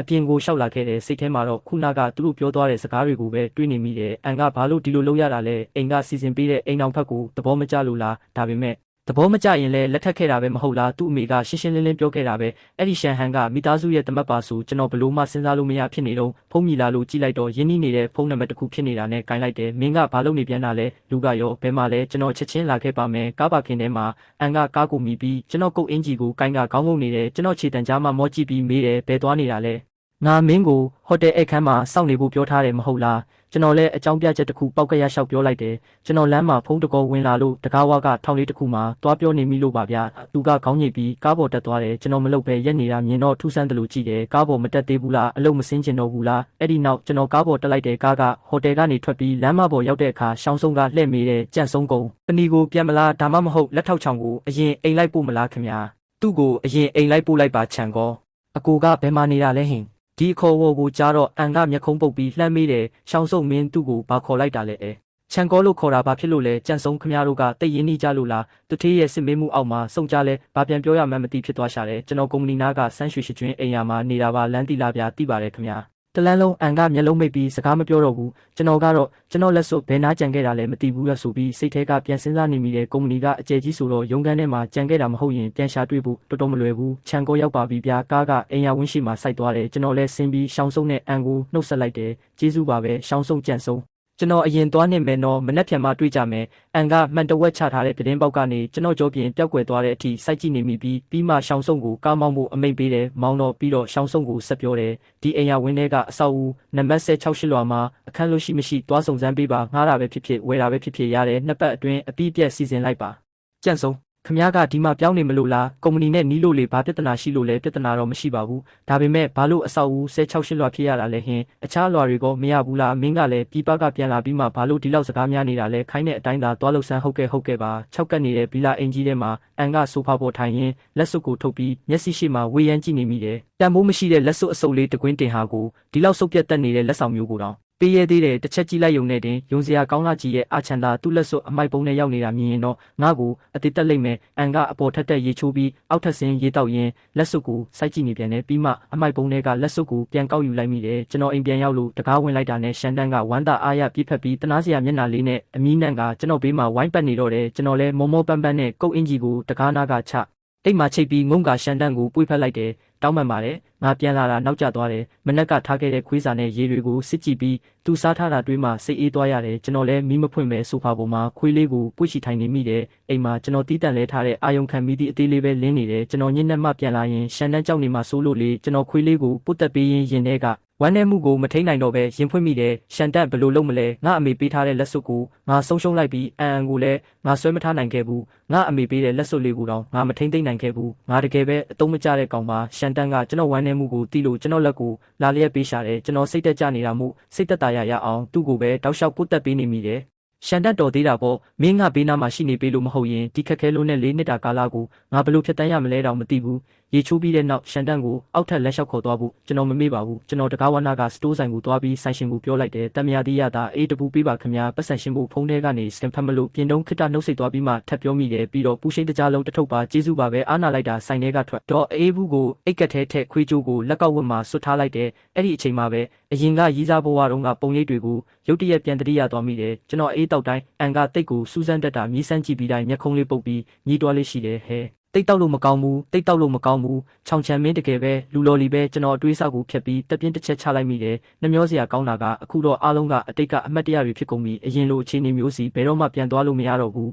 အိမ်ပြန်ရောက်တော့ရှန်တက်လေပင်ကကျိုးကိုဖြုတ်ပေးပြီးကျမ်းပြင်ပေါ်တင်ပလင်းခွေထိုင်က TV ဖွင့်လိုက်တယ် TV ထဲမှာကြည့်ကောင်းမဲ့အစီအစဉ်တွေပြနေပေမဲ့ကျွန်တော်စိတ်က TV ထဲမှာလုံးဝရှိမနေဘူးကျွန်တော်ရှန်တက်ရဲ့ခေါင်းကိုပုတ်ပေးရင်းရှန်တက်နောက်ကြရင်ငါမင်းအတွက်မိထွေးအစ်တယောက်ရှာပေးရမလားလို့တယောက်တည်းရေရွတ်မိတယ်ခွေးလေးကနားလဲသွားတယ်လို့မျိုးကျွန်တော်ကိုလှမ်းပြီးနှစ်ချက်ဟောင်ပြရှာတယ်မင်းလဲသဘောမကျဘူးပေါ့ဒါဆိုလဲထားလိုက်ပါတော့ငါလဲနောက်ထပ်ဘသူကိုမှချစ်နိုင်တော့မှာမဟုတ်ပါဘူးတို့နှစ်ယောက်ပဲဆက်ပြီးအတူတူရုန်းကန်ကြတာပေါ့ဒီနေ့ကစနေနေ့ဆိုတော့အလုပ်ပိတ်ရက်ပဲကျွန်တော်မနက်အစောကြီးထားပြီးအိမ်ကိုတန်ရှင်းရေးလုပ်နေမိတယ်ပြီးမှ group ထဲကိုအိမ် location လှမ်းပို့ပြီးရဲကြက်နဲ့တငယ်ချင်းတွေကိုအိမ်မှာဟော့ပေါ့လာစားဖို့ဖိတ်လိုက်တယ်အိမ်အတစ်တက်အိမ်တွေတဲ့ပွဲလေးလုပ်ပြီးအိမ်ကိုစီကားအောင်လုပ်တာပေါ့ရှန်တက်လိမ္မာနဲ့အိမ်မှာစောင့်နေတော့ပါပါကဟင်းသီးဟင်းရွက်သွားဝယ်ပြီးမင်းအတွက်အရသာရှိတာတွေချက်ပေးမယ်အိမ်ရနားမှာပဲဈေးနဲ့ကုန်တိုက်ရှိတော့ကျွန်တော်လမ်းလျှောက်သွားရင်အန်ကတကယ်ပဲစိတ်မနှံဘူးအားရနေလို့ငါကားကိုလာတိုက်ရတာလားဆိုပြီးစိတ်ထဲကကြိမ်ဆဲနေမိတယ်အခုတော့ကောင်းရောအပြင်ထွက်ရင်လမ်းလျှောက်နေရပြီးတကယ်ဒုက္ခများလိုက်တာထားလိုက်ပါတော့နောက်ထပ်ကားအသစ်တစ်စီးပဲထပ်ဝယ်လိုက်ရင်ကောင်းမလားကျွန်တော်လက်နှစ်ဖက်လုံးပစ္စည်းတွေအပြည့်နဲ့အိမ်ပြန်ရောက်လာတဲ့အခါမှာကြည့်လိုက်တော့တကားဝမှာအသက်30ခန့်အမျိုးသမီးတယောက်ရက်နေတာတွေ့ရတယ်သူ့ခြေရင်းမှာလည်းတစ်တာတစ်လုံးရှိနေလို့ကျွန်တော်ကြောင်သွားမိတယ်ဒါမုတ်ယူဝေမဟုတ်လားသူကဘာလာလောက်တာပါလဲဒါနဲ့ကျွန်တော်ကလှမ်းမေးလိုက်တယ်ယူဝေအမခဲရင်လိုက်တာဘလို့ဖြစ်ပြီးရောက်လာတာလဲဟင်မုတ်ယူဝေကကျွန်တော်လက်ထဲကအိတ်တွေကိုကူဆွဲပေးရင်းပြောတယ်ပြီးခဲ့တဲ့2ရက်ကဇာတိရက်ရွာကိုပြန်သွားတော့အတော်ကမင်းအတွက်ပစ္စည်းတချို့ထည့်ပေးလိုက်လို့လေဒီနေ့လဲအားနေတာနဲ့အရောက်လာခဲ့တာကျွန်တော်ကလက်ပွေနဲ့တကားဖွင့်ပေးရင်အထဲဝင်ခဲ့ပါဖက်နဲ့တင်စင်ထဲမှာတစ်ခါသုံးအိမ်စီးဖက်နဲ့တွေရှိတယ်ဗျာလို့ပြောလိုက်တယ်မုတ်ယူဝေကတကားဝကတစ်တာကိုပါတဲဝင်လာပြီးဖက်နဲ့စင်ကိုဖွင့်ကြည့်လိုက်တဲ့အခါအမျိုးသမီးစီအိမ်စီးဖက်နဲ့တစုံကိုတွေ့သွားပြီးဇဝေဇဝါနဲ့မေးတယ်ဒီမှာအမျိုးသမီးစီအိမ်စီးဖက်နဲ့ရှိသားပဲဥစ္စာငါအဲ့ဒါစီးလို့မရဘူးလားမလုံနဲ့အောင်တော့မဟုတ်ရင်ရှန်တန်းကအမကိုကိုက်လိုက်မယ်ပြောတဲ့အတိုင်းပါပဲရှန်တန်းကအတန်ကြားတာနဲ့အခန်းထဲကနေဝုန်းခနဲပြေးထွက်လာတော့တဲ့ချောင်းချမ်းမင်းရဲ့ခွေးကိုထိမ့်ပါဦးဒီခွေးကမင်းစီမှာရှိနေတာဘယ်နှစ်တောင်ရှိပြီလဲငါ့ကိုမြင်တိုင်းပါလို့လိုက်ဟောင်နေရတာလဲငါဘယ်နှခါပြောရမလဲငါကမင်းရဲ့ဝမ်းကွဲအမပါမင်းရဲ့ရီးစားမဟုတ်ပါဘူးမိဖို့ချောင်းထဲမှာပစ္စည်းသိမ်းနေတဲ့ကျွန်တော်ကမုတ်ယူဝေရဲ့စကားကိုကြားပြီးရဲမိသွားတယ်ရှန်တန်းဒီကိုလာခဲ့လူတွေကိုရှောက်မကိုက်ရဘူးလေလိမ္မာတယ်နော်ငါကကြန့်ခိုင်ရေးနီးပြတယောက်ဖြစ်နေပြီးတော့မှဒီအိမ်မွေးခွေးလေးတစ်ကောင်ကိုကြောက်နေရတယ်လို့တကယ်ရေရတယ်ဒါပေမဲ့ငါကြောက်တာလဲမဆန်းပါဘူးလေလွန်ခဲ့တဲ့3နှစ်ချောင်းရဲ့အဖေဆုံးတုန်းကငါကမင်းကိုဖက်ပြီးအားပေးမိုံလေးတင်ဒီခွေးကငါ့ကိုကိုက်လို့မေးခိုင်ပိုးကောက်ွယ်စေးတောင်သွားထုတ်ခဲ့ရသေးတယ်တကယ်ခွေးပဲဒီခွေးရှန်တဲ့တကောင်ဘယ်တော့မှငါ့ကိုချောင်ချန်ရဲ့အမလို့တိမှလည်းမသိဘူးရီးစားမဟုတ်ပါဘူးဆိုတာကိုအာချန်အတော်ကမင်းကိုအောင်သွဲပေးတဲ့သူနဲ့ချင်းတွေ့ခိုင်းနေတယ်မင်းဘလို့သဘောရလဲအမပဲကျွန်တော်ကိုစားသွားပေးလိုက်ပါမင်းကတော့တကယ်ပဲခိုင်းရပေးငါအတိတ်ဘဝကမင်းကျွေးတွေတင်ခဲ့လို့လားမသိပါဘူးအမရဲ့နာမည်ကောင်းတွေလည်းမင်းကြောင့်ပျက်စီးကုန်ပြီးတငယ်ချင်းတွေလည်းမရှိတော့ဘူးအားလုံးကငါ့ကိုလိန်တူစိတ်ဝင်စားသူလို့ထင်ပြီးငါအနာမကက်ရဲကြတော့ဘူး နင်းလဲအဲ့ဒီထဲမှာပျော်နေတာပဲမဟုတ်ဘူးလားလူခုတ်ခေါင်းလောင်းတန်မြည်လာတော့မုံရွေကတကားသွားဖွင့်ပေးတယ်ရဲကျွန်းဟောင်ကဟင်းချက်စရာအိတ်ကြီးနဲ့အိတ်ကိုတဲလာတာတွေ့ရပြီးသူကဟီးဟီးရဲကပြောလိုက်တယ်ရိုးဝေမမလည်းရှိနေတာပဲရှန်ကြန့်ကျွန်းဟောင်အကိုကြီးရောက်ပြီဟဲ့ငါ့ကိုလွမ်းနေလားမလွမ်းဘူးလားသူကရင်းနှီးကျွမ်းဝင်စွာနဲ့ပဲစီးလာတဲ့ဖက်နှက်ပြားလေးကိုကန်ချွတ်လိုက်ပြီးအိတ်တွေကိုချကခွေလေးကိုပုတ်တက်ကစားနေတော့တယ်တကယ်ပဲဘာလို့ဒီလောက်ဟင်းချက်စရာတွေအများကြီးဝယ်လာရတာလဲကုံအောင်တောင်စားနိုင်မှာမဟုတ်ဘူးထမင်းလာစားတာပဲလက်ပလာနဲ့လာရမယ်တရားရှိလို့လားဖန်ချန်းကောဘာလို့မရောက်သေးတာလဲမကြခင်ရောက်တော့မှာပါကျွန်တော်သူ့ကိုတစ်ချက်စောင်းကြည့်လိုက်ပြီးမုံရွေကသူ့ဖက်နှက်ကိုဖက်နှက်ဘီရိုထဲတိတိချာချာထည့်ပေးနေတာကိုမြင်တော့သူကရှက်ကိုရှက်ကန်းနဲ့စကားဆလာတဲ့ဟိုလေရွဝေမဒုက္ခပေးမိပြီးမကိုကျွန်တော်ဖက်နှက်သိမ်းခိုင်းရတာအာနာစရာကြီးလက်ဆက်သက်အလုပ်ပါပဲငါမီးဖို့ချောင်လဲသွားပြီးဟင်းသီးဟင်းရွက်တွေဆေးလိုက်အောင်မယ်နင်တို့နှစ်ယောက်စကားပြောနေကြရဲကျွန်းဟောင်ရဲ့အကြည့်တွေကမုံရွေရဲ့နောက်ကျောပြင်စီလိုက်ပါသွားတယ်တတိပြန်တွင်ဦးကြိုက်ရင်လဲလိုက်လေစိတ်ချသူကရီးစားမရှိသေးဘူးမဖြစ်ပါဘူးကျွန်တော်ကကိုတိမ်ငယ်တက်လို့ညင်းပယ်ခံရမှာကြောက်တယ်ကျွန်တော်မယုံနိုင်စရာကောင်းတော့အောင်သူ့ကိုစိုက်ကြည့်လိုက်တယ်နင်ကတိမ်ငယ်တယ်ဟုတ်လားငါ့ကိုလာမရဲခိုင်းနဲ့နေတိုင်းငါစီကိုအတိတ်ပဲမရှိတဲ့ရှောက်တီးရှောက်ပတ်အရာတွေပို့နေတဲ့လူကဘသူလဲရဲကျွန်းဟောင်ကျွန်တော်စကားကိုကြားပြီးနောက်အကြည့်တွေကြောက်ကြရက်နဲ့ဘေဘီကိုဝေဝဲကြည့်နေတယ်မကြခင်မှာပဲဖန်ချန်းကသူ့ရီးစားကိုခေါ်ပြီးရောက်လာတယ်အိမ်အစ်စ်ပြောင်းတာကိတ်မုံမပါလို့ဘယ်ဖြစ်မလဲအိမ်အစ်စ်မှာနေတိုင်းပျော်ရွှင်ချုံမြင့်ပါစေလို့ဆုတောင်းပေးပါတယ်ကျေးဇူးပဲအားလုံးမြန်ထိုင်ကြပါကိတ်မုတ်ခွဲခါနီးချိန်မှာရဲကျွန်းဟောင်ကဖုန်းကိုထုတ်ပြီးအမတ်တရတပုံရိုက်ဖို့ပြင်တယ်လာကိတ်မုတ်မခွဲခင်တပုံအရင်ရိုက်ရအောင်3နှစ်တပြိုင်နက်တည်းမှာပဲရေကူးလို့ပြီးသွားတဲ့ရွှေအန်းကဖုန်းကိုဖွင့်လိုက်တယ်ဟော်ကြောင်းပို့ထားတဲ့မမစဲကသတင်းတစ်ခုကိုသူမမြင်သွားအမလေးနင်ပြောတဲ့ခွေးတစ်ခုကနင့်အမျိုးအာချန်မဟုတ်လားဒီတက်ပုံကတော့တကယ်လန်းနေသွားပြီနင့်ရဲ့အာချန်ကနင့်ခွေးလေးအတွက်မိထွေးတစ်ရှာပေးလိုက်ပြီးရွှေအန်းကသူမရဲ့ဖုန်းစကရင်ပေါ်က moment မျက်နှာပြင်ကနေထွက်လိုက်ပြီးငါရဲ့မမစဲကိုဝင်ကြည့်ရင်ဘာသတင်းမှမရှိဘူးလို့တွေးလိုက်တယ်သူမတခြားတွင်ရမှုနှစ်ယောက်ရဲ့ moments ကိုထပ်ရှာကြည့်တော့ဟော်ကြောင်းပို့ထားတဲ့ပုံနဲ့တပုံစံနဲ့ဖြစ်နေတာကိုတွေးလိုက်ရတယ်ရွှေအန်းချက်ချင်းဖုန်းခေါ်လိုက်တယ်ပုံကိုဘဲကနေ screenshot ရိုက်ထားတာလဲချောင်ချန်ရဲ့ moments တွေကလေရွှေအန်းဒေါသထွက်ပြီးစိတ်ထဲမှာရေရွတ်တန်ကောင်းပြီးကောင်းတာပေါ့အာချန်နင့်တက်တီတွေတော်တော်ရဲလာတာပဲငါ့ကို moments ထဲမှာတောင် block ရဲတယ်ပေါ့ငါခွေးကိုခိုးသွားရုံတင်မကဘူး moment ထဲမှာပါငါ့ကိုကွယ်ဝက်ထားရဲတယ်ပေါ့နင်းငါခွေးကိုခိုးသွားတာတောင်မကပဲတခြား main ကလေးနဲ့ပါတက်ပုံတွဲရိုက်နေတယ်ပေါ့နင်းစောင့်နေလိုက်ဦးဒါနဲ့ပဲရဲစခန်းကိုဖုန်းဆက်ပြီးတိုင်ကြားလိုက်တော့တယ်တိုက်ခန်းထဲမှာတော့မုတ်ရွေကကျွန်တော်ကိုအိမ်တန်ရှင်ရေးဝိုင်းကူလုပ်ပေးပြီးသွားပြီးပြန်ခါနီးတကားဖွင့်လိုက်တဲ့အချိန်မှာပဲတကားဝမှာရှိတဲ့ရဲဝန်ထမ်းကိုမြင်ပြီးကြောင်သွားတယ်ပြီးတော့မုတ်ရွေကမေးလိုက်တယ်မင်္ဂလာပါရှင်ဘသူကိုရှာတာလဲရှင်မင်္ဂလာပါချောင်းချန်ဆိုတာဒီမှာနေတာလားခင်ဗျာကျွန်တော်အနားကိုရှောက်သွားပြီးပြောလိုက်တယ်မင်္ဂလာပါကျွန်တော်ချောင်းချန်ပါဘာကိစ္စရှိလို့လဲခင်ဗျာရဲဝန်ထမ်းကသူ့ရဲ့တက်တေခံကပြကိုထုတ်ပြလိုက်တယ်ကျွန်တော်တို့တိုင်တန်းချက်ဖုန်းလက်ခံရရှိလို့ပါလူတစ်ယောက်ကခင်ဗျားကိုခွေးခိုးမှုနဲ့တိုင်ထားပါတယ်ခင်ဗျားအနေနဲ့ကျွန်တော်တို့နဲ့အတူရဲစခန်းကိုလိုက်ခဲ့ပြီးထွက်ဆိုချက်ပေးဖို့လိုအပ်ပါတယ်ကျွန်တော်ရဲချင်းစိတ်ကိုအောင့်ထားလိုက်ရတယ်ဒါပေမဲ့မုံရွေကတော့ထိတ်လန့်တုန်လှုပ်သွားတဲ့မျက်နှာနဲ့ကျွန်တော်ကိုကြည့်ပြီးပြောတယ်အာချန်နင်ကခွေးခိုးတယ်ဟုတ်လားကျမဘာလို့မသိရတာလဲဒီခွေးကနင်ကိုယ်တိုင်မွေးထားတာမဟုတ်ဘူးလားကျွန်တော်မုံရွေရဲ့စကားကိုအရေးမဆိုင်ပဲရဲဝန်ထမ်းကိုပဲလှည့်ပြောလိုက်တယ်ရဲဘော်ကျွန်တော်မေးပဲရစီတိုင်တဲ့လူကအရှိကနာမည်ရွှေလားခင်ဗျာစိတ်မရှိပါနဲ့ကျွန်တော်တို့တိုင်တန်းသူရဲ့အချက်လက်ကိုပေးလို့မရပါဘူးကျွန်တော်ခေါင်းညိတ်ပြီးနားလည်လိုက်တယ်ကျွန်တော်ပစ္စည်းတွေခဏသိမ်းပြီးမှခင်ဗျားတို့နဲ့အတူလိုက်ခဲ့လို့ရမလားသူတို့ခေါင်းညိတ်ပြတယ်အဲ့ဒီနောက်မုံရွေကဝင်ပြောလာတယ်ရဲဘော်ရှင်ဒီခွေးကိုကျမမောင်လေးမွေးလာတာနှစ်အတော်ကြာပါပြီသူများခွေးပြောက်တာနဲ့ပဲကျမမောင်လေးခိုးတယ်လို့ဆွဆွဲလို့မရပါဘူးနင်တို့အရင်သွားနေလို့ရမလားကျမသူနဲ့အတူလိုက်ခဲ့ပြီးတက်တေခံပေးပါမယ်ကောင်းပါပြီဒါဆိုရင်ခွေးကိုပါတခါတည်းခေါ်ခဲ့ပေးပါနောက်ဆုံးတော့တကားပိတ်ပြီးထွက်လာခဲ့ကြတယ်မုံရွေကကျွန်တော်ကိုဓာတ်လေကားထဲမှာမေးတယ်နင်ရီစားဟောင်းတိုင်တာလားဒီလိုအခြေအနေမျိုးဆိုရင်တော့ဟုတ်မှာပေါ့မဟုတ်ဘူးခွေးကနင်ကောလိတ်ကလေးကမွေးခဲ့တာမဟုတ်ဘူးလားသူနဲ့အတူမွေးခဲ့တာပါခွေးဝယ်လုံးကသူပဲပတ်စံစိုက်ထုတ်ခဲ့တာဒါဆိုနင်တို့လမ်းခွဲပြီးနောက်မှာနင်ခွေးကိုခေါ်လာတာကိုသူကမသိဘူးပေါ့နင်မကြားလိုက်ဘူးလားသူပြောတော့ငါကခွေးခိုးလာတာဆိုမုံရွေပြောစရာစကားမဲ့သွားပြီးကျွန်တော်ကိုပဲနှစ်သိမ့်ပေးရှာတယ်မဖြစ်ပါဘူးသူပြန်လို့ချင်းရင်ပြန်ပေးလိုက်ပေါ့မမနှင့်ကိုနောက်တစ်ကောင်ပြန်ဝယ်ပေးမယ်ကျွန်တော်ဘာမှပြန်မပြောပဲခွေးကိုပွေပြီးလက်လေကားတွေကထွက်လာခဲ့တယ်ကားပေါ်ရောက်တော့ကျွန်တော်ပြတင်းပေါက်အပြင်ဘက်ကိုငေးကြည့်နေမိတယ်မုံရွေကစူးစမ်းတဲ့မျက်နှာနဲ့မေးလာတယ်အာချန်နင်နဲ့နေရီစားဟောင်းနဲ့အဆက်အသွယ်ရှိသေးလားဘယ်လိုပြောရမလဲရှိတယ်လို့ပြောရမှာပေါ့ဟုရှိရင်လည်းရှိတယ်မရှိရင်လည်းမရှိဘူးပေါ့ရှိတယ်လို့ပြောရမှာပေါ့ဆိုတာဘာသဘောလဲငါတကယ်ပဲနင့်ကိုနားမလည်နိုင်တော့ဘူးဘာလို့လဲဆိုတော့သူကအခုငါရဲ့အထက်လူကြီးဖြစ်နေလို့ပဲအမလေးဒါဆိုသူရဲတိုင်နေဆိုတာနင့်ကိုတမင်တက်တက်ဒုက္ခပေးတာပေါ့ကျွန်တော်လည်းသိချင်နေမိတယ်ရွှေအန်းတယောက်တကယ်ပဲဘာတွေအယူထပ်နေလဲဆိုတာကားကရဲစခန်းဘေးမှာရက်လိုက်တယ်ရဲစခန်းတကားဝမှာရက်နေတဲ့မိန်းကလေးကိုကျွန်တော်လှမ်းမြင်လိုက်ရတဲ့ကုမ္ပဏီမှာရှိနေတဲ့ပုံစံနဲ့လုံးဝမတူဘူးမုံရွေကအတန်တိုးတိုးနဲ့ပြောလာတယ်သူပဲမဟုတ်လားတော်တော်ချောတာပဲဒါပေမဲ့နှလုံးသားကဘာလို့ဒီလောက်ရက်ဆက်ရတာလဲဟုတ်တယ်သူပဲရွေမပြန်နှစ်တော့ကြမ်းတဲ့ကိစ္စတွေကိုကျွန်တော်ဘာသာရှင်းလိုက်မယ် ကျွန်တော်ပေါ်သူမရဲ့ပိုင်ဆိုးလို့စိတ်ကအရန်ပြင်းထန်တဲ့ကျွန်တော်တခြားမိန်းကလေးကိုမျက်စိစပါးမွေးစုမှာစိုးရိမ်မိတယ်ဒါကြောင့်အရင်ပြန်ခိုင်းတာကအကောင်းဆုံးရွေးချယ်မှုပဲမဖြစ်ပါဘူးနေ့တယောက်တည်းကိုဒီမှာပြစ်ထားခဲ့ရင်ဘယ်လိုလုပ်မလဲငါအဖေနဲ့အမေတီးသွားရင်ငါ့ကိုအပြစ်ပြောကြလိမ့်မယ်ကျွန်တော်ကားပေါ်ကဆင်းတဲ့အချိန်မှာပဲရင်ခွင်ထဲကခွေးလေးကတစုံတစ်ခုကိုခန်းစားမိတဲ့အတိုင်းအဆက်မပြတ်ရုန်းကန်လှုပ်ရှားနေတယ်ကျွန်တော်စိတ်တူတူနဲ့သူ့ကိုငေါက်လိုက်မိတယ်သူ့ကိုမမြင်ရသေးခင်ကတည်းကဒီလောက်တောင်စိတ်လှုပ်ရှားနေရလားရှန်တက်နေကတကယ်ပဲကျေးဇူးကမ်းတဲ့ခွေးလေးပဲခဏနေရင်နေမေမေနဲ့အတူအိမ်ပြန်လို့ရပြီနောက်ဆိုဖေဖေနဲ့တွေ့ရမှာမဟုတ်တော့ဘူးမုတ်ရုပ်ဝေကကျွန်တော်ဘေးကနေလိုက်လာတဲ့အချိန်မှာရွှေအန်းကကျွန်တော်တို့ကိုကြည့်ပြီးအေးဆက်ဆက်နဲ့တစ်ချက်ရဲကအထဲကိုဝင်သွားတယ်ရဲစခန်းထဲမှာတော့ရှိနေကရွှေအန်းရဲ့ဘေးမှာရက်နေတယ်ကျွန်တော်တို့စကားတောင်မပြောရသေးခင်မှာပဲမုတ်ရုပ်ဝေရဲ့ဖုန်းမြည်လာတယ်မမအလုပ်ရှိရင်သွားနေပါကျွန်တော်ခဏနေရင်ကားငါပြီးပြန်လိုက်မယ်မပြန်ချင်မဲနဲ့ပြန်သွားရရှာတယ်ဒါပေမဲ့တကယ်ပဲအလုပ်ကိစ္စရှိနေတာကြောင့်ဖောက်တဲ့ကြီးကိုစောင့်ခိုင်းထားလို့မရဘူးလေမကောင်းပါဘူးကိစ္စရှိရင်ငါစီဖုန်းဆက်လိုက်နော်နေငါဘာလို့ဒီလောက်စကားများနေရတာလဲမြန်သွားပါတော့ကျွန်တော်ရဲ့စိတ်မရှိတဲ့ပုံစံကရွှေအန်းရဲ့အမြင်မှာတော့ကျွန်တော်တခြားမိန်းကလေးနဲ့ရင်းနှီးနေတဲ့ပုံစံဖြစ်နေပုံရတယ်ရွှေအန်းကစိတ်ထဲကနေတွေးလိုက်မိတယ်အာချန်က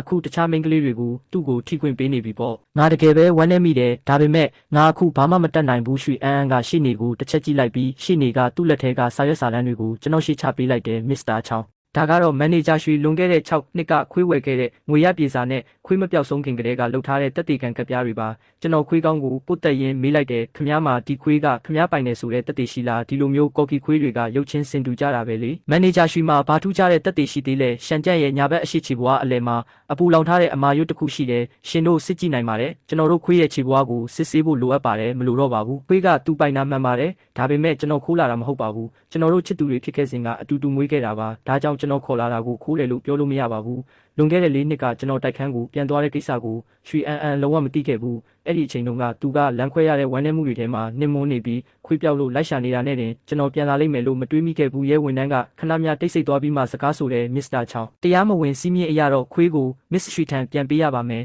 ကျွန်တော်ခေါင်းကြီးပြလိုက်ပြီးဘာမှမပြောတော့ဘူးရွှေအန်းရဲ့နှုတ်ခမ်းတောက်လေးကအနှဲငယ်ကွေးညွတ်သွားတယ်သူမစာပွဲခုံပေါ်ကိုလက်ချောင်းလေးနဲ့နှစ်ချက်ခောက်ပြီးပြောလိုက်တယ်ရှန်တန်လာမေမေစီလာကျွန်တော်ရှိမှပတ်ချလဲနေတဲ့ခွေးလေးကချက်ချင်းပဲရွှေအန်းရဲ့ရင်ခွင်ထဲကိုတိုးဝင်သွားတယ်ကျွန်တော်စိတ်ထဲကနေရေရွတ်မိတယ်တကယ်ကိုကျေးဇူးကမ်းတဲ့ခွေးမိုက်လေးပဲနှစ်တွေအမျှငါမွေးပေးခဲ့တာကိုချက်ချင်းပြစ်သွားတယ်ငါလည်းမလို့ကျွန်တော်ဘူးကျွန်တော်မတ်တက်ရက်ပြီးမေးလိုက်တယ်ဒါဆိုကျွန်တော်အခုသွားလို့ရပြီလားရဲဝန်ထမ်းကရွှေအန်းကိုကြည့်လိုက်ပြီးသူမကရှေ့နေကိုလှုပ်ထုံးလုံနေတွေတွားလို့ဖို့အချက်ပြလိုက်တယ်ကျွန်တော်ခွေးကိုတစ်ချက်တောင်လှည့်မကြည့်ပဲထွက်သွားဖို့ပြင်လိုက်တယ်ရွှေအန်းကခွေးကိုပွေပြီးမတ်တက်ရက်ကကျွန်တော်စီလက်ကမ်းပြီးတားလိုက်တယ်နေဦးပစ္စည်းတွေကိုငါ့ကိုပြန်ပေးကျွန်တော်ခြေလမ်းတွေကိုရက်လိုက်ပြီးတန်တရားစိတ်နဲ့လှည့်မိလိုက်တယ်ဘာပစ္စည်းလဲနင်းခွေးကိုလိုချင်တာမဟုတ်ဘူးလားပြန်ပေးပြီးပြီပဲတခြားအရာတွေကိုငါတစ်ချက်မှမထိခဲ့ဘူးရွှေအန်းကနှုတ်ခမ်းကိုဖိလိုက်ပြီးပြောတယ်ခွေးဆွဲကြိုးနဲ့အပေါ်ကဆွဲပြလေးအဲ့ဒါကငါတို့နှစ်ယောက်အတူတူလုပ်ခဲ့တာလေဘာလို့ငါ့ကိုပြန်မပေးချင်ရတာလဲငါပါဆယ်နဲ့ပဲပို့ပေးလိုက်မယ်အခုလိုအလင်းလိုနေဖို့လိုလို့လားဒီလောက်ဒုက္ခခံမနေပါနဲ့နေနဲ့အတူတူလိုက်ယူမယ်သူမကခွေးကိုပွေပြီးကျွန်တော်ရှိကနေထွက်သွားတယ်ကျွန်တော်လည်းသူမရဲ့နောက်ကနေလိုက်လာခဲ့ရတယ်အပြင်ရောက်တော့ကျွန်တော်သူမရဲ့ကားပေါ်ကိုမတက်ပဲတက္ကစီတစ်စီးကိုပဲတားပြီးအိမ်ပြန်ခဲ့တယ်ကျွန်တော်တိုက်ခန်းအောက်ရောက်တဲ့အချိန်မှာတော့ရွှေအန်းကပန်းချံပေးမှရက်ပြီးငင်းမောနေတာကိုတွေ့ရတယ်ခွေးလေးကတော့သူမရဲ့ခြေထောက်နာမှာပတ်ချလဲစော့ကစားနေတယ်ကျွန်တော်သူမကိုကြော်ဖြတ်ပြီးတိုက်ခန်းထဲဝင်ကဓာတ်လေကနှိပ်လိုက်တယ်ရွှေအန်းကကျွန်တော်နောက်ကနေလိုက်ဝင်လာတယ်ဓာတ်လေကအပေါ်တက်နေတဲ့အချိန်မှာကျွန်တော်တို့နှစ်ယောက်လုံးစကားမပြောဖြစ်ကြဘူးတကားဝရောက်လို့ကျွန်တော်လက်ပွေနှိပ်ဖို့ပြင်တဲ့အချိန်မှာသူမရဲ့စကားတန်ကိုကြားလိုက်ရတယ်လေးနှစ်ခန့်ကနေအိမ်ကိုပြန်လာခဲ့တာငါနဲ့ပြန်ဆင်ပြေခြင်းလို့မဟုတ်ဘူးလားကျွန်တော်ခဏမျှကြောင်သွားပြီးမှပြန်ဖြေလိုက်တယ်နင်းထင်ကြီးနေပြီငါကဒီအတိုင်းလမ်းကြုံလို့ဝင်လာတာသူမကတလန်းချင်းစီတိုးကတ်လာပြီးကျွန်တော်ကတော့တလန်းချင်းစီနောက်ဆုတ်ရင်တကားနဲ့ကတ်သွားတယ်သူမကကျွန်တော်မျက်လုံးတွေကိုစိုက်ကြည့်ပြီးပြောတယ်လမ်းကြုံတာဟုတ်လားအာချမ်းနင်းနှက်ခမ်းကတော့အရင်တိုင်းမာတော့ပဲနင်းလန်းကြုံတာနဲ့တင်ဓာတ်လေကားစီးပြီးအပေါ်ထက်ကိုတက်လာမလားလမ်းကြုံတာနဲ့တင်ခွေးကိုပါတခါတည်းခေါ်သွားမလားနင်းရှန်ကြန့်ကိုခေါ်သွားတော့ငါဘလောက်ဝမ်းနေပြီးရင်ခွဲမလဲဆိုတာစဉ်းစားခဲ့ဘူးလားအဲ့ဒါဆိုလဲငါအခုခွေးကိုနင်းစီပြန်ပေးလိုက်ပြီပဲမဟုတ်ဘူးလားနင်းငါကိုအတင်းအဓမ္မနန်းနေတော့မမကြီးတေချာကြည့်ပါဦးဘသူကအရင်စတာလဲအဲ့ဒီနောက်ကျွန်တော်ရွှေအန်းကိုတွန်းထုတ်ပြီးတကားဖွင့်ကဝင်သွားတယ်ရွှေအန်းကအပြင်မှာတင်ကြံခဲ့တယ်သူမဒေါသတရက်နဲ့ခြေဆောင်ပြီးអော်တယ်ချောင်ချမ်းနင်းတကယ်ကိုစိတ်ပြတ်ဖို့ကောင်းတဲ့လူပဲငါနင့်ကိုနောက်ဘယ်တော့မှမချစ်တော့ဘူးခွေးလေးရှန်တန်းကတော့တကားကိုခြေသေးနဲ့ကုပ်နေတယ်ရွှေအန်းကခွေးကောင်းကိုအตาရပူပေးနေမိတယ်မကြခင်မှာပဲတကားပြန်ပွင့်လာပြီးကျွန်တော်အိတ်ကြီးနဲ့အိတ်ကိုတဲပြီးထွက်လာခဲ့တယ်နင်းလိုချင်တဲ့ပစ္စည်းတွေအားလုံးဒီထဲမှာရှိတယ်စားစရာတွေကစားစရာတွေကုန်ပါတယ်နင်းသူ့အတွက်အစ်စ်တွေဝယ်ပေးနိုင်မှန်းငါသိပေမဲ့ဒါတွေကသူ့သုံးနေကြပစ္စည်းတွေမို့လို့ပါသူ့အသားကျသွားမှအစ်စ်လဲပေးလိုက်ပါပြီးတော့ဒါကနင်းငါကိုပေးခဲ့တဲ့ဝတ်စုံပဲငါရှော့ဖုတ်ပြီးတန်ရှင်းရေးလုပ်ထားတယ်နောက်ပြီးမန်နေဂျာရွှေပစ္စည်းတွေကနည်းနည်းလေးများပြီးလေးတဲ့နင်းရဲ့ driver ကိုအပေါ်တက်ပြီးကူတဲခိုင်းလိုက်ပါနင်းတယောက်တည်းတည်နိုင်မှာမဟုတ်ဘူး ကျွန်တော်အတန်ကအနှဲငယ်တုံရင်နေမိတယ်ရွှေအန်းကစိတ်ထဲကနေပြန်တွေးမိတယ်ငါဘာလို့လူနေမိတာလဲခွေးကသူ့စီမှာရှိနေတာကိုငါသိတာပဲဒါပေမဲ့အာချန်တခြားမိန်းကလေးနဲ့ရင်းနှီးနေတာကိုမြင်ရတော့ငါစိတ်ထဲမှာမခံစားနိုင်ဘူးငါကိုတတိထားမိအောင်ဒီနီလန်းကိုတုံးလိုက်တာဒါပေမဲ့ငါမသွားပုံရတယ်နင်ကအရင်စပြီးတွက်ချက်ခဲ့တာမဟုတ်ဘူးလားရွှေအန်းငါတို့ကြားကပစ္စည်းအလုံးအခုနင့်ကိုပြန်ပေးပြီးအခုချက်ချင်းငါအိမ်ကနေထွက်သွားပေးပါချောင်းချန်ငါအဲ့ဒီလိုသဘောနဲ့ပြောတာမဟုတ်ပါဘူးငါစကားကိုနားထောင်ပါအောင်ရှန်ကြန့်ကိုငါမလိုချင်တော့ဘူးနင့်ကိုပြန်ပေးမယ်ဟုတ်ပြီလားရွှေအန်းနေငါအိမ်နဲ့ဝေးဝေးမှာနေပါငါနင့်ကိုမမြင်ချင်တော့ဘူးကျွန်တော်တကားကိုဂျင်းကနေပိတ်လိုက်တယ်ရွှေအန်းကတကားကိုထုပြီးအော်ငိုတော့တယ်ရွှေအန်းကတကားကုတ်တွေကိုရှောက်နှိပ်ကြည့်ပေမဲ့အားလုံးမနေခဲ့တယ်သူမစိတ်တက်ကြပြီးထိုင်ချကခွေးလေးကိုဖက်ပြီးရှိုက်ကြီးတင်ငင်ငွေကြွေးပါတော့တယ်သူမရဲ့လွမ်းဆွမှုတွေနဲ့ခံပြင်းမှုတွေကိုအကုန်ပုံချပစ်လိုက်တယ်လို့ပဲသူမစိတ်ငြိမ်သွားတဲ့အခါမှပစ္စည်းတွေကိုတဲပြီးထွက်သွားတယ်ကျွန်တော်ပြတင်းပေါက်ကနေသူမခွေးလေးကိုပွေပြီးထွက်သွားတာကိုစောင့်ကြည့်နေမိတယ်ရွှေအန်းကရှစ်ထက်ကပြတင်းပေါက်စီကိုမော့ကြည့်ပြီးခဏမျှရက်နေသေးတယ်ကျွန်တော်တကားပြန်ဖွင့်ကြည့်တော့ကျွန်တော်ဝတ်စုံထည့်ထားတဲ့အိတ်ကိုတကားဝမှာထားခဲ့တာတွေ့ရတယ်ကျွန်တော်အိတ်ကိုတဲပြီးအိမ်ထဲဝင်ကတကားပိတ်လိုက်တဲ့ဆိုဖာပေါ်မှာပြစ်လဲလိုက်ပြီးဘီရိုထဲကတကြားလုံးတစ်လုံးကိုထုတ်စားလိုက်တဲ့ချုံမြိန်တဲ့အရာတာကပါဇက်ထဲမှာပြန့်နှံ့သွားတဲ့ကားပေါ်မှာတော့ခွေးလေးကိုပွေထားတဲ့ခွေးလေးကတော့ပြန်ဆုံရလို့စိတ်လှုပ်ရှားနေပြီးဖေဖေပျောက်သွားတာကိုတတိမပြုမိရှာဘူးသူမကဒီပါဇက်ကိုဆွဲပြီးပြောတယ်နင်ကဘာလို့ဒီလောက်ပျော်နေရတာလဲနင့်ဖေဖေဝမ်းနေနေပြီလေနင့်ကြောင့်အကုန်ဖြစ်ရတာဘာလို့ဒီလောက်ပျော်နေရတာလဲအားလုံးကနင်ရှာတဲ့ပြဿနာတွေပဲသူမဖုန်းကိုထုတ်ပြီးချောင်းချန်စီစာပို့လိုက်တယ်အာချန်ငါမသွားတယ်စိတ်မဆိုးပါနဲ့တော့ငါရှန်ကြန့်ကိုတကားဝမှာပြန်ထားခဲ့ပြီးပြန်သွားပါမယ်ဒါပေမဲ့စာပို့လိုက်တဲ့အချိန်မှာပဲအနီရောင်အာမေတဲ့အမတ်သားပေါ်လာတဲ့ချောင်းချန်ကသူမကိုဘွားလိုက်ပြီးသူမကြောင်သွားပြီးမှပိုလို့ဒေါသထွက်လာတယ်ငါကနင့်ရဲ့ရီးစားဟောင်းဖြစ်တာကိုထားလိုက်အောင်ငါကနင့်ရဲ့အထက်လူကြီးလည်းဖြစ်သေးတယ်လေချောင်းချန်နင်တော်တော်တတိရှိတာပဲနင့်အထက်လူကြီးကိုတောင် blacklist တွင်းရဲတယ်ပေါ့အာချန်တောင်းပန်ပါတယ်ဒီခွေးကချောင်ချန်ရဲ့ moment ကခွေးမဟုတ်ဘူးလားဘာလို့ဥက္ကဋ္ဌရွှေကခေါ်လာရတာလဲဥက္ကဋ္ဌရွှေခမည်းချောင်ချန်ရဲ့ခွေးကိုခိုးလာတာလားပါဆက်ပိတ်ထားနင်စကားတအားများတယ်သူမဒေါသတကြီးနဲ့အော်လိုက်တာဖြစ်ပြီးဥက္ကဋ္ဌရဲ့အကြည့်စူးစူးကြောင့်ဒရိုင်ဘာလည်းငြိမ်သွားရတယ်သူမစိတ်ထဲကနေပြန်တွေးမိတယ်သူကဘာရှင်းပြချက်မှမပေးပဲငါ့ကိုဖြစ်သွားခဲ့တာလေပြီးတော့တိုက်ခန်းကိုခိုးပြန်လာပြီးခွေးကိုခေါ်သွားသေးတယ်အခုတော့တခြားမိန်းကလေးနဲ့တောင်ဒီလောက်ရင်းနှီးနေပြီမုန်းစရာကောင်းတဲ့ချောင်ချန်ကနင့်ကိုအမုန်းဆုံးပဲခွေးလေးကိုပြန်ပေးပြီးရွှေအန်းကို block လိုက်ကလေးကအင်ကြီးက၆ကတ်သွားတယ်လို့ပဲနေတိုင်းရစ်နေတဲ့ခွေးလေးမရှိတော့တာကြောင့်ကျွန်တော်ရက်တော့ကြာအိတ်မပျော်ဖြစ်ခဲ့ရတယ်တနင်္လာနေ့အလုပ်တက်တော့ကျွန်တော်ပုံမှန်အတိုင်းစီရင်ခံစာကိုကင်ပြီးဘာစိတ်ခံစားချက်မှမရှိတဲ့မျက်နှာနဲ့ဥက္ကဋ္ဌရုံးခန်းနဲ့ဝင်လာခဲ့တယ်ဥက္ကဋ္ဌရွှေဒါကဒီအပတ်အတွက်အစီအစဉ်စရာပါကိစ္စမရှိရင်ကျွန်တော်အရင်ပြန်မရစေနေဦးငါ့ကို blacklist ထဲကပြန်ထုတ်ပေးဦးအလုပ်ကိစ္စအတွက်သုံးဖို့အလုပ် group ရှိရင်လုံလောက်ပါတယ်ပုဂ္ဂိုလ်ရေးအရာဆက်သွယ်စရာမလိုပါဘူးရှန်ကြန့်ကိုငါတို့အတူတူလေးနှစ်တောင်မွေးခဲ့တာလေနင်ကလက်လွတ်လိုက်မယ်ဆိုရုံနဲ့ချက်ချင်းလက်လွတ်နိုင်ရလားကျွန်တော်ခြေလမ်းတွေကိုမရက်ပဲထွက်လာခဲ့ပေမဲ့စိတ်ထဲမှာတော့ခါတက်နေမိတဲ့ခွေးကိုတူဝဲခဲ့တာမှန်ပေမဲ့လေးနှလုံးလုံးကျွေးမွေးပြုစုလာတာကျွန်တော်လေးလွန်ခဲ့တဲ့၄နှစ်ကအတင်းကျပ်လမ်းခွဲခဲ့ရတဲ့ဒုက္ခတွေကိုကျွန်တော်တလုံးမှမဟခဲ့ဘူးအခုတော့ခွေးကိုလည်းအတင်းပြန်တောင်းနေပြီးတော့ငါ့ကိုလက်လွတ်နိုင်လားလို့မေးသေးတယ်တကယ်ပဲရင်နာဖို့ကောင်းပါတယ်အလုတ်စင်းတော့မုတ်ရုပ်ဝေကကားနာမှာစောင့်နေတယ်သူမကပြောလာတယ်လှခွေးလေးလည်းမရှိတော့ဘူးဆိုတော့မမနင့်ကိုစိတ်ပြေလက်ပြောက်လိုက်ပို့ပေးမယ်မလိုပါဘူးအိမ်မဲပြန်ပို့ပေးပါပြီးတော့ကျွန်တော်အတွက်ဝူလင်ကားတစ်စီးလောက်မှပေးပါကားမောင်းထွက်လာတဲ့အချိန်မှာလမ်းဘေးကမေဘက်ကားထဲကနေကျွန်တော်တို့ကိုစိုက်ကြည့်နေတဲ့ရွှေအန်းကိုဖြက်ခနဲမြင်လိုက်ရတယ်တပတ်တာကုန်းဆုံးသွားပြီးတောကြနေရောက်တော့ရွှေအန်းကကျွန်တော်ကိုရုံးခန်းထဲခေါ်ပြန်တယ်ရုံးချုပ်ကိစ္စကြောင့်ငါအပြင်ကိုတပတ်လောက်သွားရမယ်ဒါကငါရဲ့အခုလိပ်စာပဲနေတိုင်းအလုပ်စင်းရင်ငါအိမ်ကိုလာပြီးခွေးလေးကိုလမ်းလျှောက်ပေးပါကျွန်တော်နှကန်းကငင်းကျင်ပေမဲ့စိတ်ထဲကတော့ခွေးလေးကိုလွမ်းနေမိတာအမှန်ပဲမကြသေးခင်ကညတွေမှာလွန်ခဲ့တဲ့လေးနှစ်ကလမ်းခွဲခဲ့ရတဲ့နေကိုခဏခဏအိမ်မက်မက်နေမိတယ်အဲ့ဒီတုန်းကသူမကိုမချစ်တော့ဘူးလို့ရက်ရက်ဆက်ဆက်ပြောခဲ့တာဟာရွှေအန်းရဲ့မိထွေးနဲ့ရှန်ဟန်တို့ကငါ့ကွယ်လွန်သူမိဘတွေရဲ့အိမ်ပိုင်ဆိုင်မှုကိုတိမ့်မယ်ရွှေအန်းရဲ့အနာဂတ်ကိုဖျက်ဆီးမယ်ဆိုပြီးငါ့ကိုအကြက်ကင်ချင်းချောက်ခဲ့လို့ပဲငါမှသူတို့ကိုတော်လန်ဖို့အင်အားမရှိခဲ့လို့နင့်စီကထွက်ခွာခဲ့ရတာပါတွေးတောနေရကနေတတိပြန်ဝင်လာပြီးကျွန်တော်ပြန်ဖြေလိုက်တယ်ကောင်းပါပြီဥက္ကဋ္ဌရွှေကျွန်တော်ချက်ချင်းလေရင်လက်မှတ်ဖြတ်လိုက်ပါမယ်ကျွန်တော်လက်မှတ်ဖြတ်ပြီးရွှေအန်းလေရင်တက်သွားတာတေချာမဘီလာအင်ကိုတက်စီနဲ့သွားခဲ့တယ်အိမ်ထိန်တော်ကြီးဝန်ကတကားဖွင့်ပေးတာနဲ့ခွေးလေးရှန်တန်ကချက်ချင်းဝမ်းသာအားရပြေးထွက်လာပြီးကျွန်တော်ကိုပတ်ချလဲစောတော့တယ်ဒေါ်ကြီးဝန်ကပြုံးပြီးပြောရှာတယ်ရှန်တန်ကပြန်ရောက်ကလေးကကြီးကြနေတာဒီနှစ်ရက်အတွင်းမှာသူဒီလောက်ပျော်ပျော်ရွှင်ရွှင်စောတာကိုပထမဆုံးအကြိမ်မြင်ဘူးတာပဲငါရက်ဆက်တာကျွန်တော်အလုပ်စောစောဆင်းပြီးခွေးလေးနဲ့လာစော့ပေးတယ်ထမင်းစားချိန်ရောက်တိုင်းလဲဒေါ်ကြီးရဲ့အဲဝတ်ပြုမှုကြောင့်အိမ်မှာပဲထမင်းစားပြီးမှပြန်ဖြစ်တဲ့တောက်ကြနေညနေခင်းမှာရွှေအန်းကညတွင်ချင်းပြန်လာတော့မှမို့ကျွန်တော်မုတ်ချို့ဝယ်ပြီးအလုပ်တော်ဝင်တွေအဆုံးသတ်ဖို့လာခဲ့တယ်အိမ်ထဲဝင်လိုက်တာနဲ့အခန်းကဆိုဖာပေါ်မှာထိုင်နေတဲ့ရှန်ဟန်ကိုတွေးလိုက်ရတဲ့အိမ်ရှင်အောင်ဆောင်နေတဲ့ပုံစံမျိုးပဲသူကမောက်မာစွာနဲ့ပြုံးပြီးပြောလာတယ်မစ္စတာချောင်းထိုင်ပါဦးစကားပြောရဆောင်အန်းအတွက်တော့ဒီလေးနှစ်တာကမလိုအပ်တော့ပါဘူးကျွန်တော်ကအမိတ်ရခွေးလာကြွေးတာပါအလုပ်ပြီးရင်ပြန်ပါမယ်ကျွန်တော်ပြေးလာတဲ့ရှန်တန်ကိုတမင်ရှောင်လိုက်ပြီးရှန်ဟန်နဲ့ပတ်သက်မှုမရှိချင်တာကြောင့်ချက်ချင်းပဲထွက်လာခဲ့တယ်အပြင်ရောက်မှမနှက်ဖြန်ရှန်တန်ကာကွယ်ဆေးထိုးရမှာကိုတတိယလို့လှည့်ပြောမှ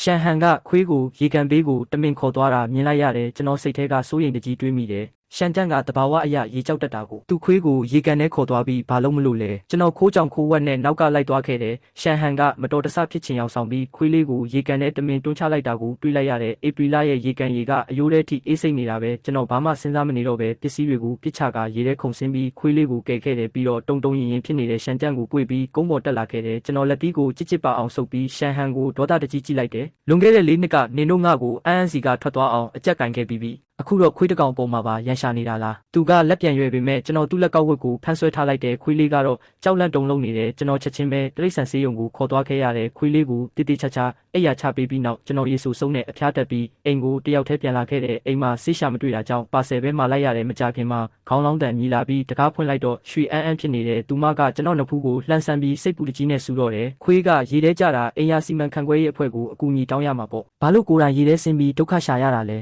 ကျွန်တော်ကိုယ်တိုင်ကနေမကောင်းဖြစ်နေတာမို့လို့ငင်းခုန်မနေချင်တော့ဘူးကျွန်တော်စိတ်ထဲကညှိတွားမိတယ်ခွေးကနှင့်ခွေးပဲဟာငါကဲတာကိုပြန်ဆူခံရတယ်ဒါကဘလို့တရားလဲသူမကအိမ်ထဲဝင်လာပြီးဖနက်ဗီရိုဘေးကမင်းကလေးစီဖနက်ကိုမြင်တော့အကြည့်တွေအေးခဲသွားပြီးမေးတယ်နေရီစားလားကျွန်တော်ရှင်းမပြချင်တာကြောင့်သူမကိုအဲ့ဒီအတိုင်းပဲထင်ခိုင်းထားလိုက်တယ်ရွှေအန်းကဝင်းဒိုစိတ်ကိုမျိုးတိတ်ပြီးသူမယူလာတဲ့ဆေးကိုကျွန်တော်ကိုအတင်းတိုက်တယ်ပြီးတော့ဘေးမှာထိုင်ပြီးတူတူလေးပြောလာတယ်ဘီလာအိမ်ကခတီထဲမှာငါကုန်မြင်ခဲ့ပြီးပါပြီကျွန်တော်တစ်ချက်ရေလိုက်ပြီးသူမရဲ့နာကျင်စရာကိုတမင်ထိုးဆွလိုက်တယ်။ဒါဆိုဥက္ကဋ္ဌရွှေကနင်းရဲ့စုလျာထားတဲ့လင်းလောင်းအတွက်လာပြီးကလက်စားချီတာပေါ့။ရွှေအန်းကကျွန်တော်လက်ကိုချစ်ချစ်ပါအောင်ဆွဲထားတယ်။အဲ့ဒီစိတ်ဆက်ပွဲကငါအမေတယောက်တည်းသဘောထားတာ။ငါရှန်ဟန်ကိုလက်ထပ်ဖို့ဘယ်တော့မှသဘောမတူခဲ့ဘူးပြီးတော့လွန်ခဲ့တဲ့၄နှစ်ကနေငါကိုစွန့်ခွာသွားရတဲ့အမှန်တရားအလုံးကိုငါအခုစုံစမ်းသိရှိသွားပြီ။သူမစကားလဲဆုံးရောကျွန်တော်နားတိုးကပ်လာပြီးနှက်ခမ်းကိုကိုက်လိုက်တယ်။ကျွန်တော်ရုံထွက်ဖို့အတွက်မုံရုပ်ဝေစီဖုံးဆက်လိုက်တယ်။ငါဖျားတက်နေလို့လာပြုစုပေးပါဦးလို့ပြောပြလိုက်တယ်။ကျွန်တော်ရဲ့ရင်းနှီးတဲ့စကားတန်ကြောင့်ရွှေအန်းမျက်နှာပြတ်သွားပြီးသူမကိုတမင်အဝေးတိုးနေတယ်လို့ထင်ကဝမ်းနဲ့ပက်လက်ထွက်သွားတော့တယ်။တကားဝါရောက်တော့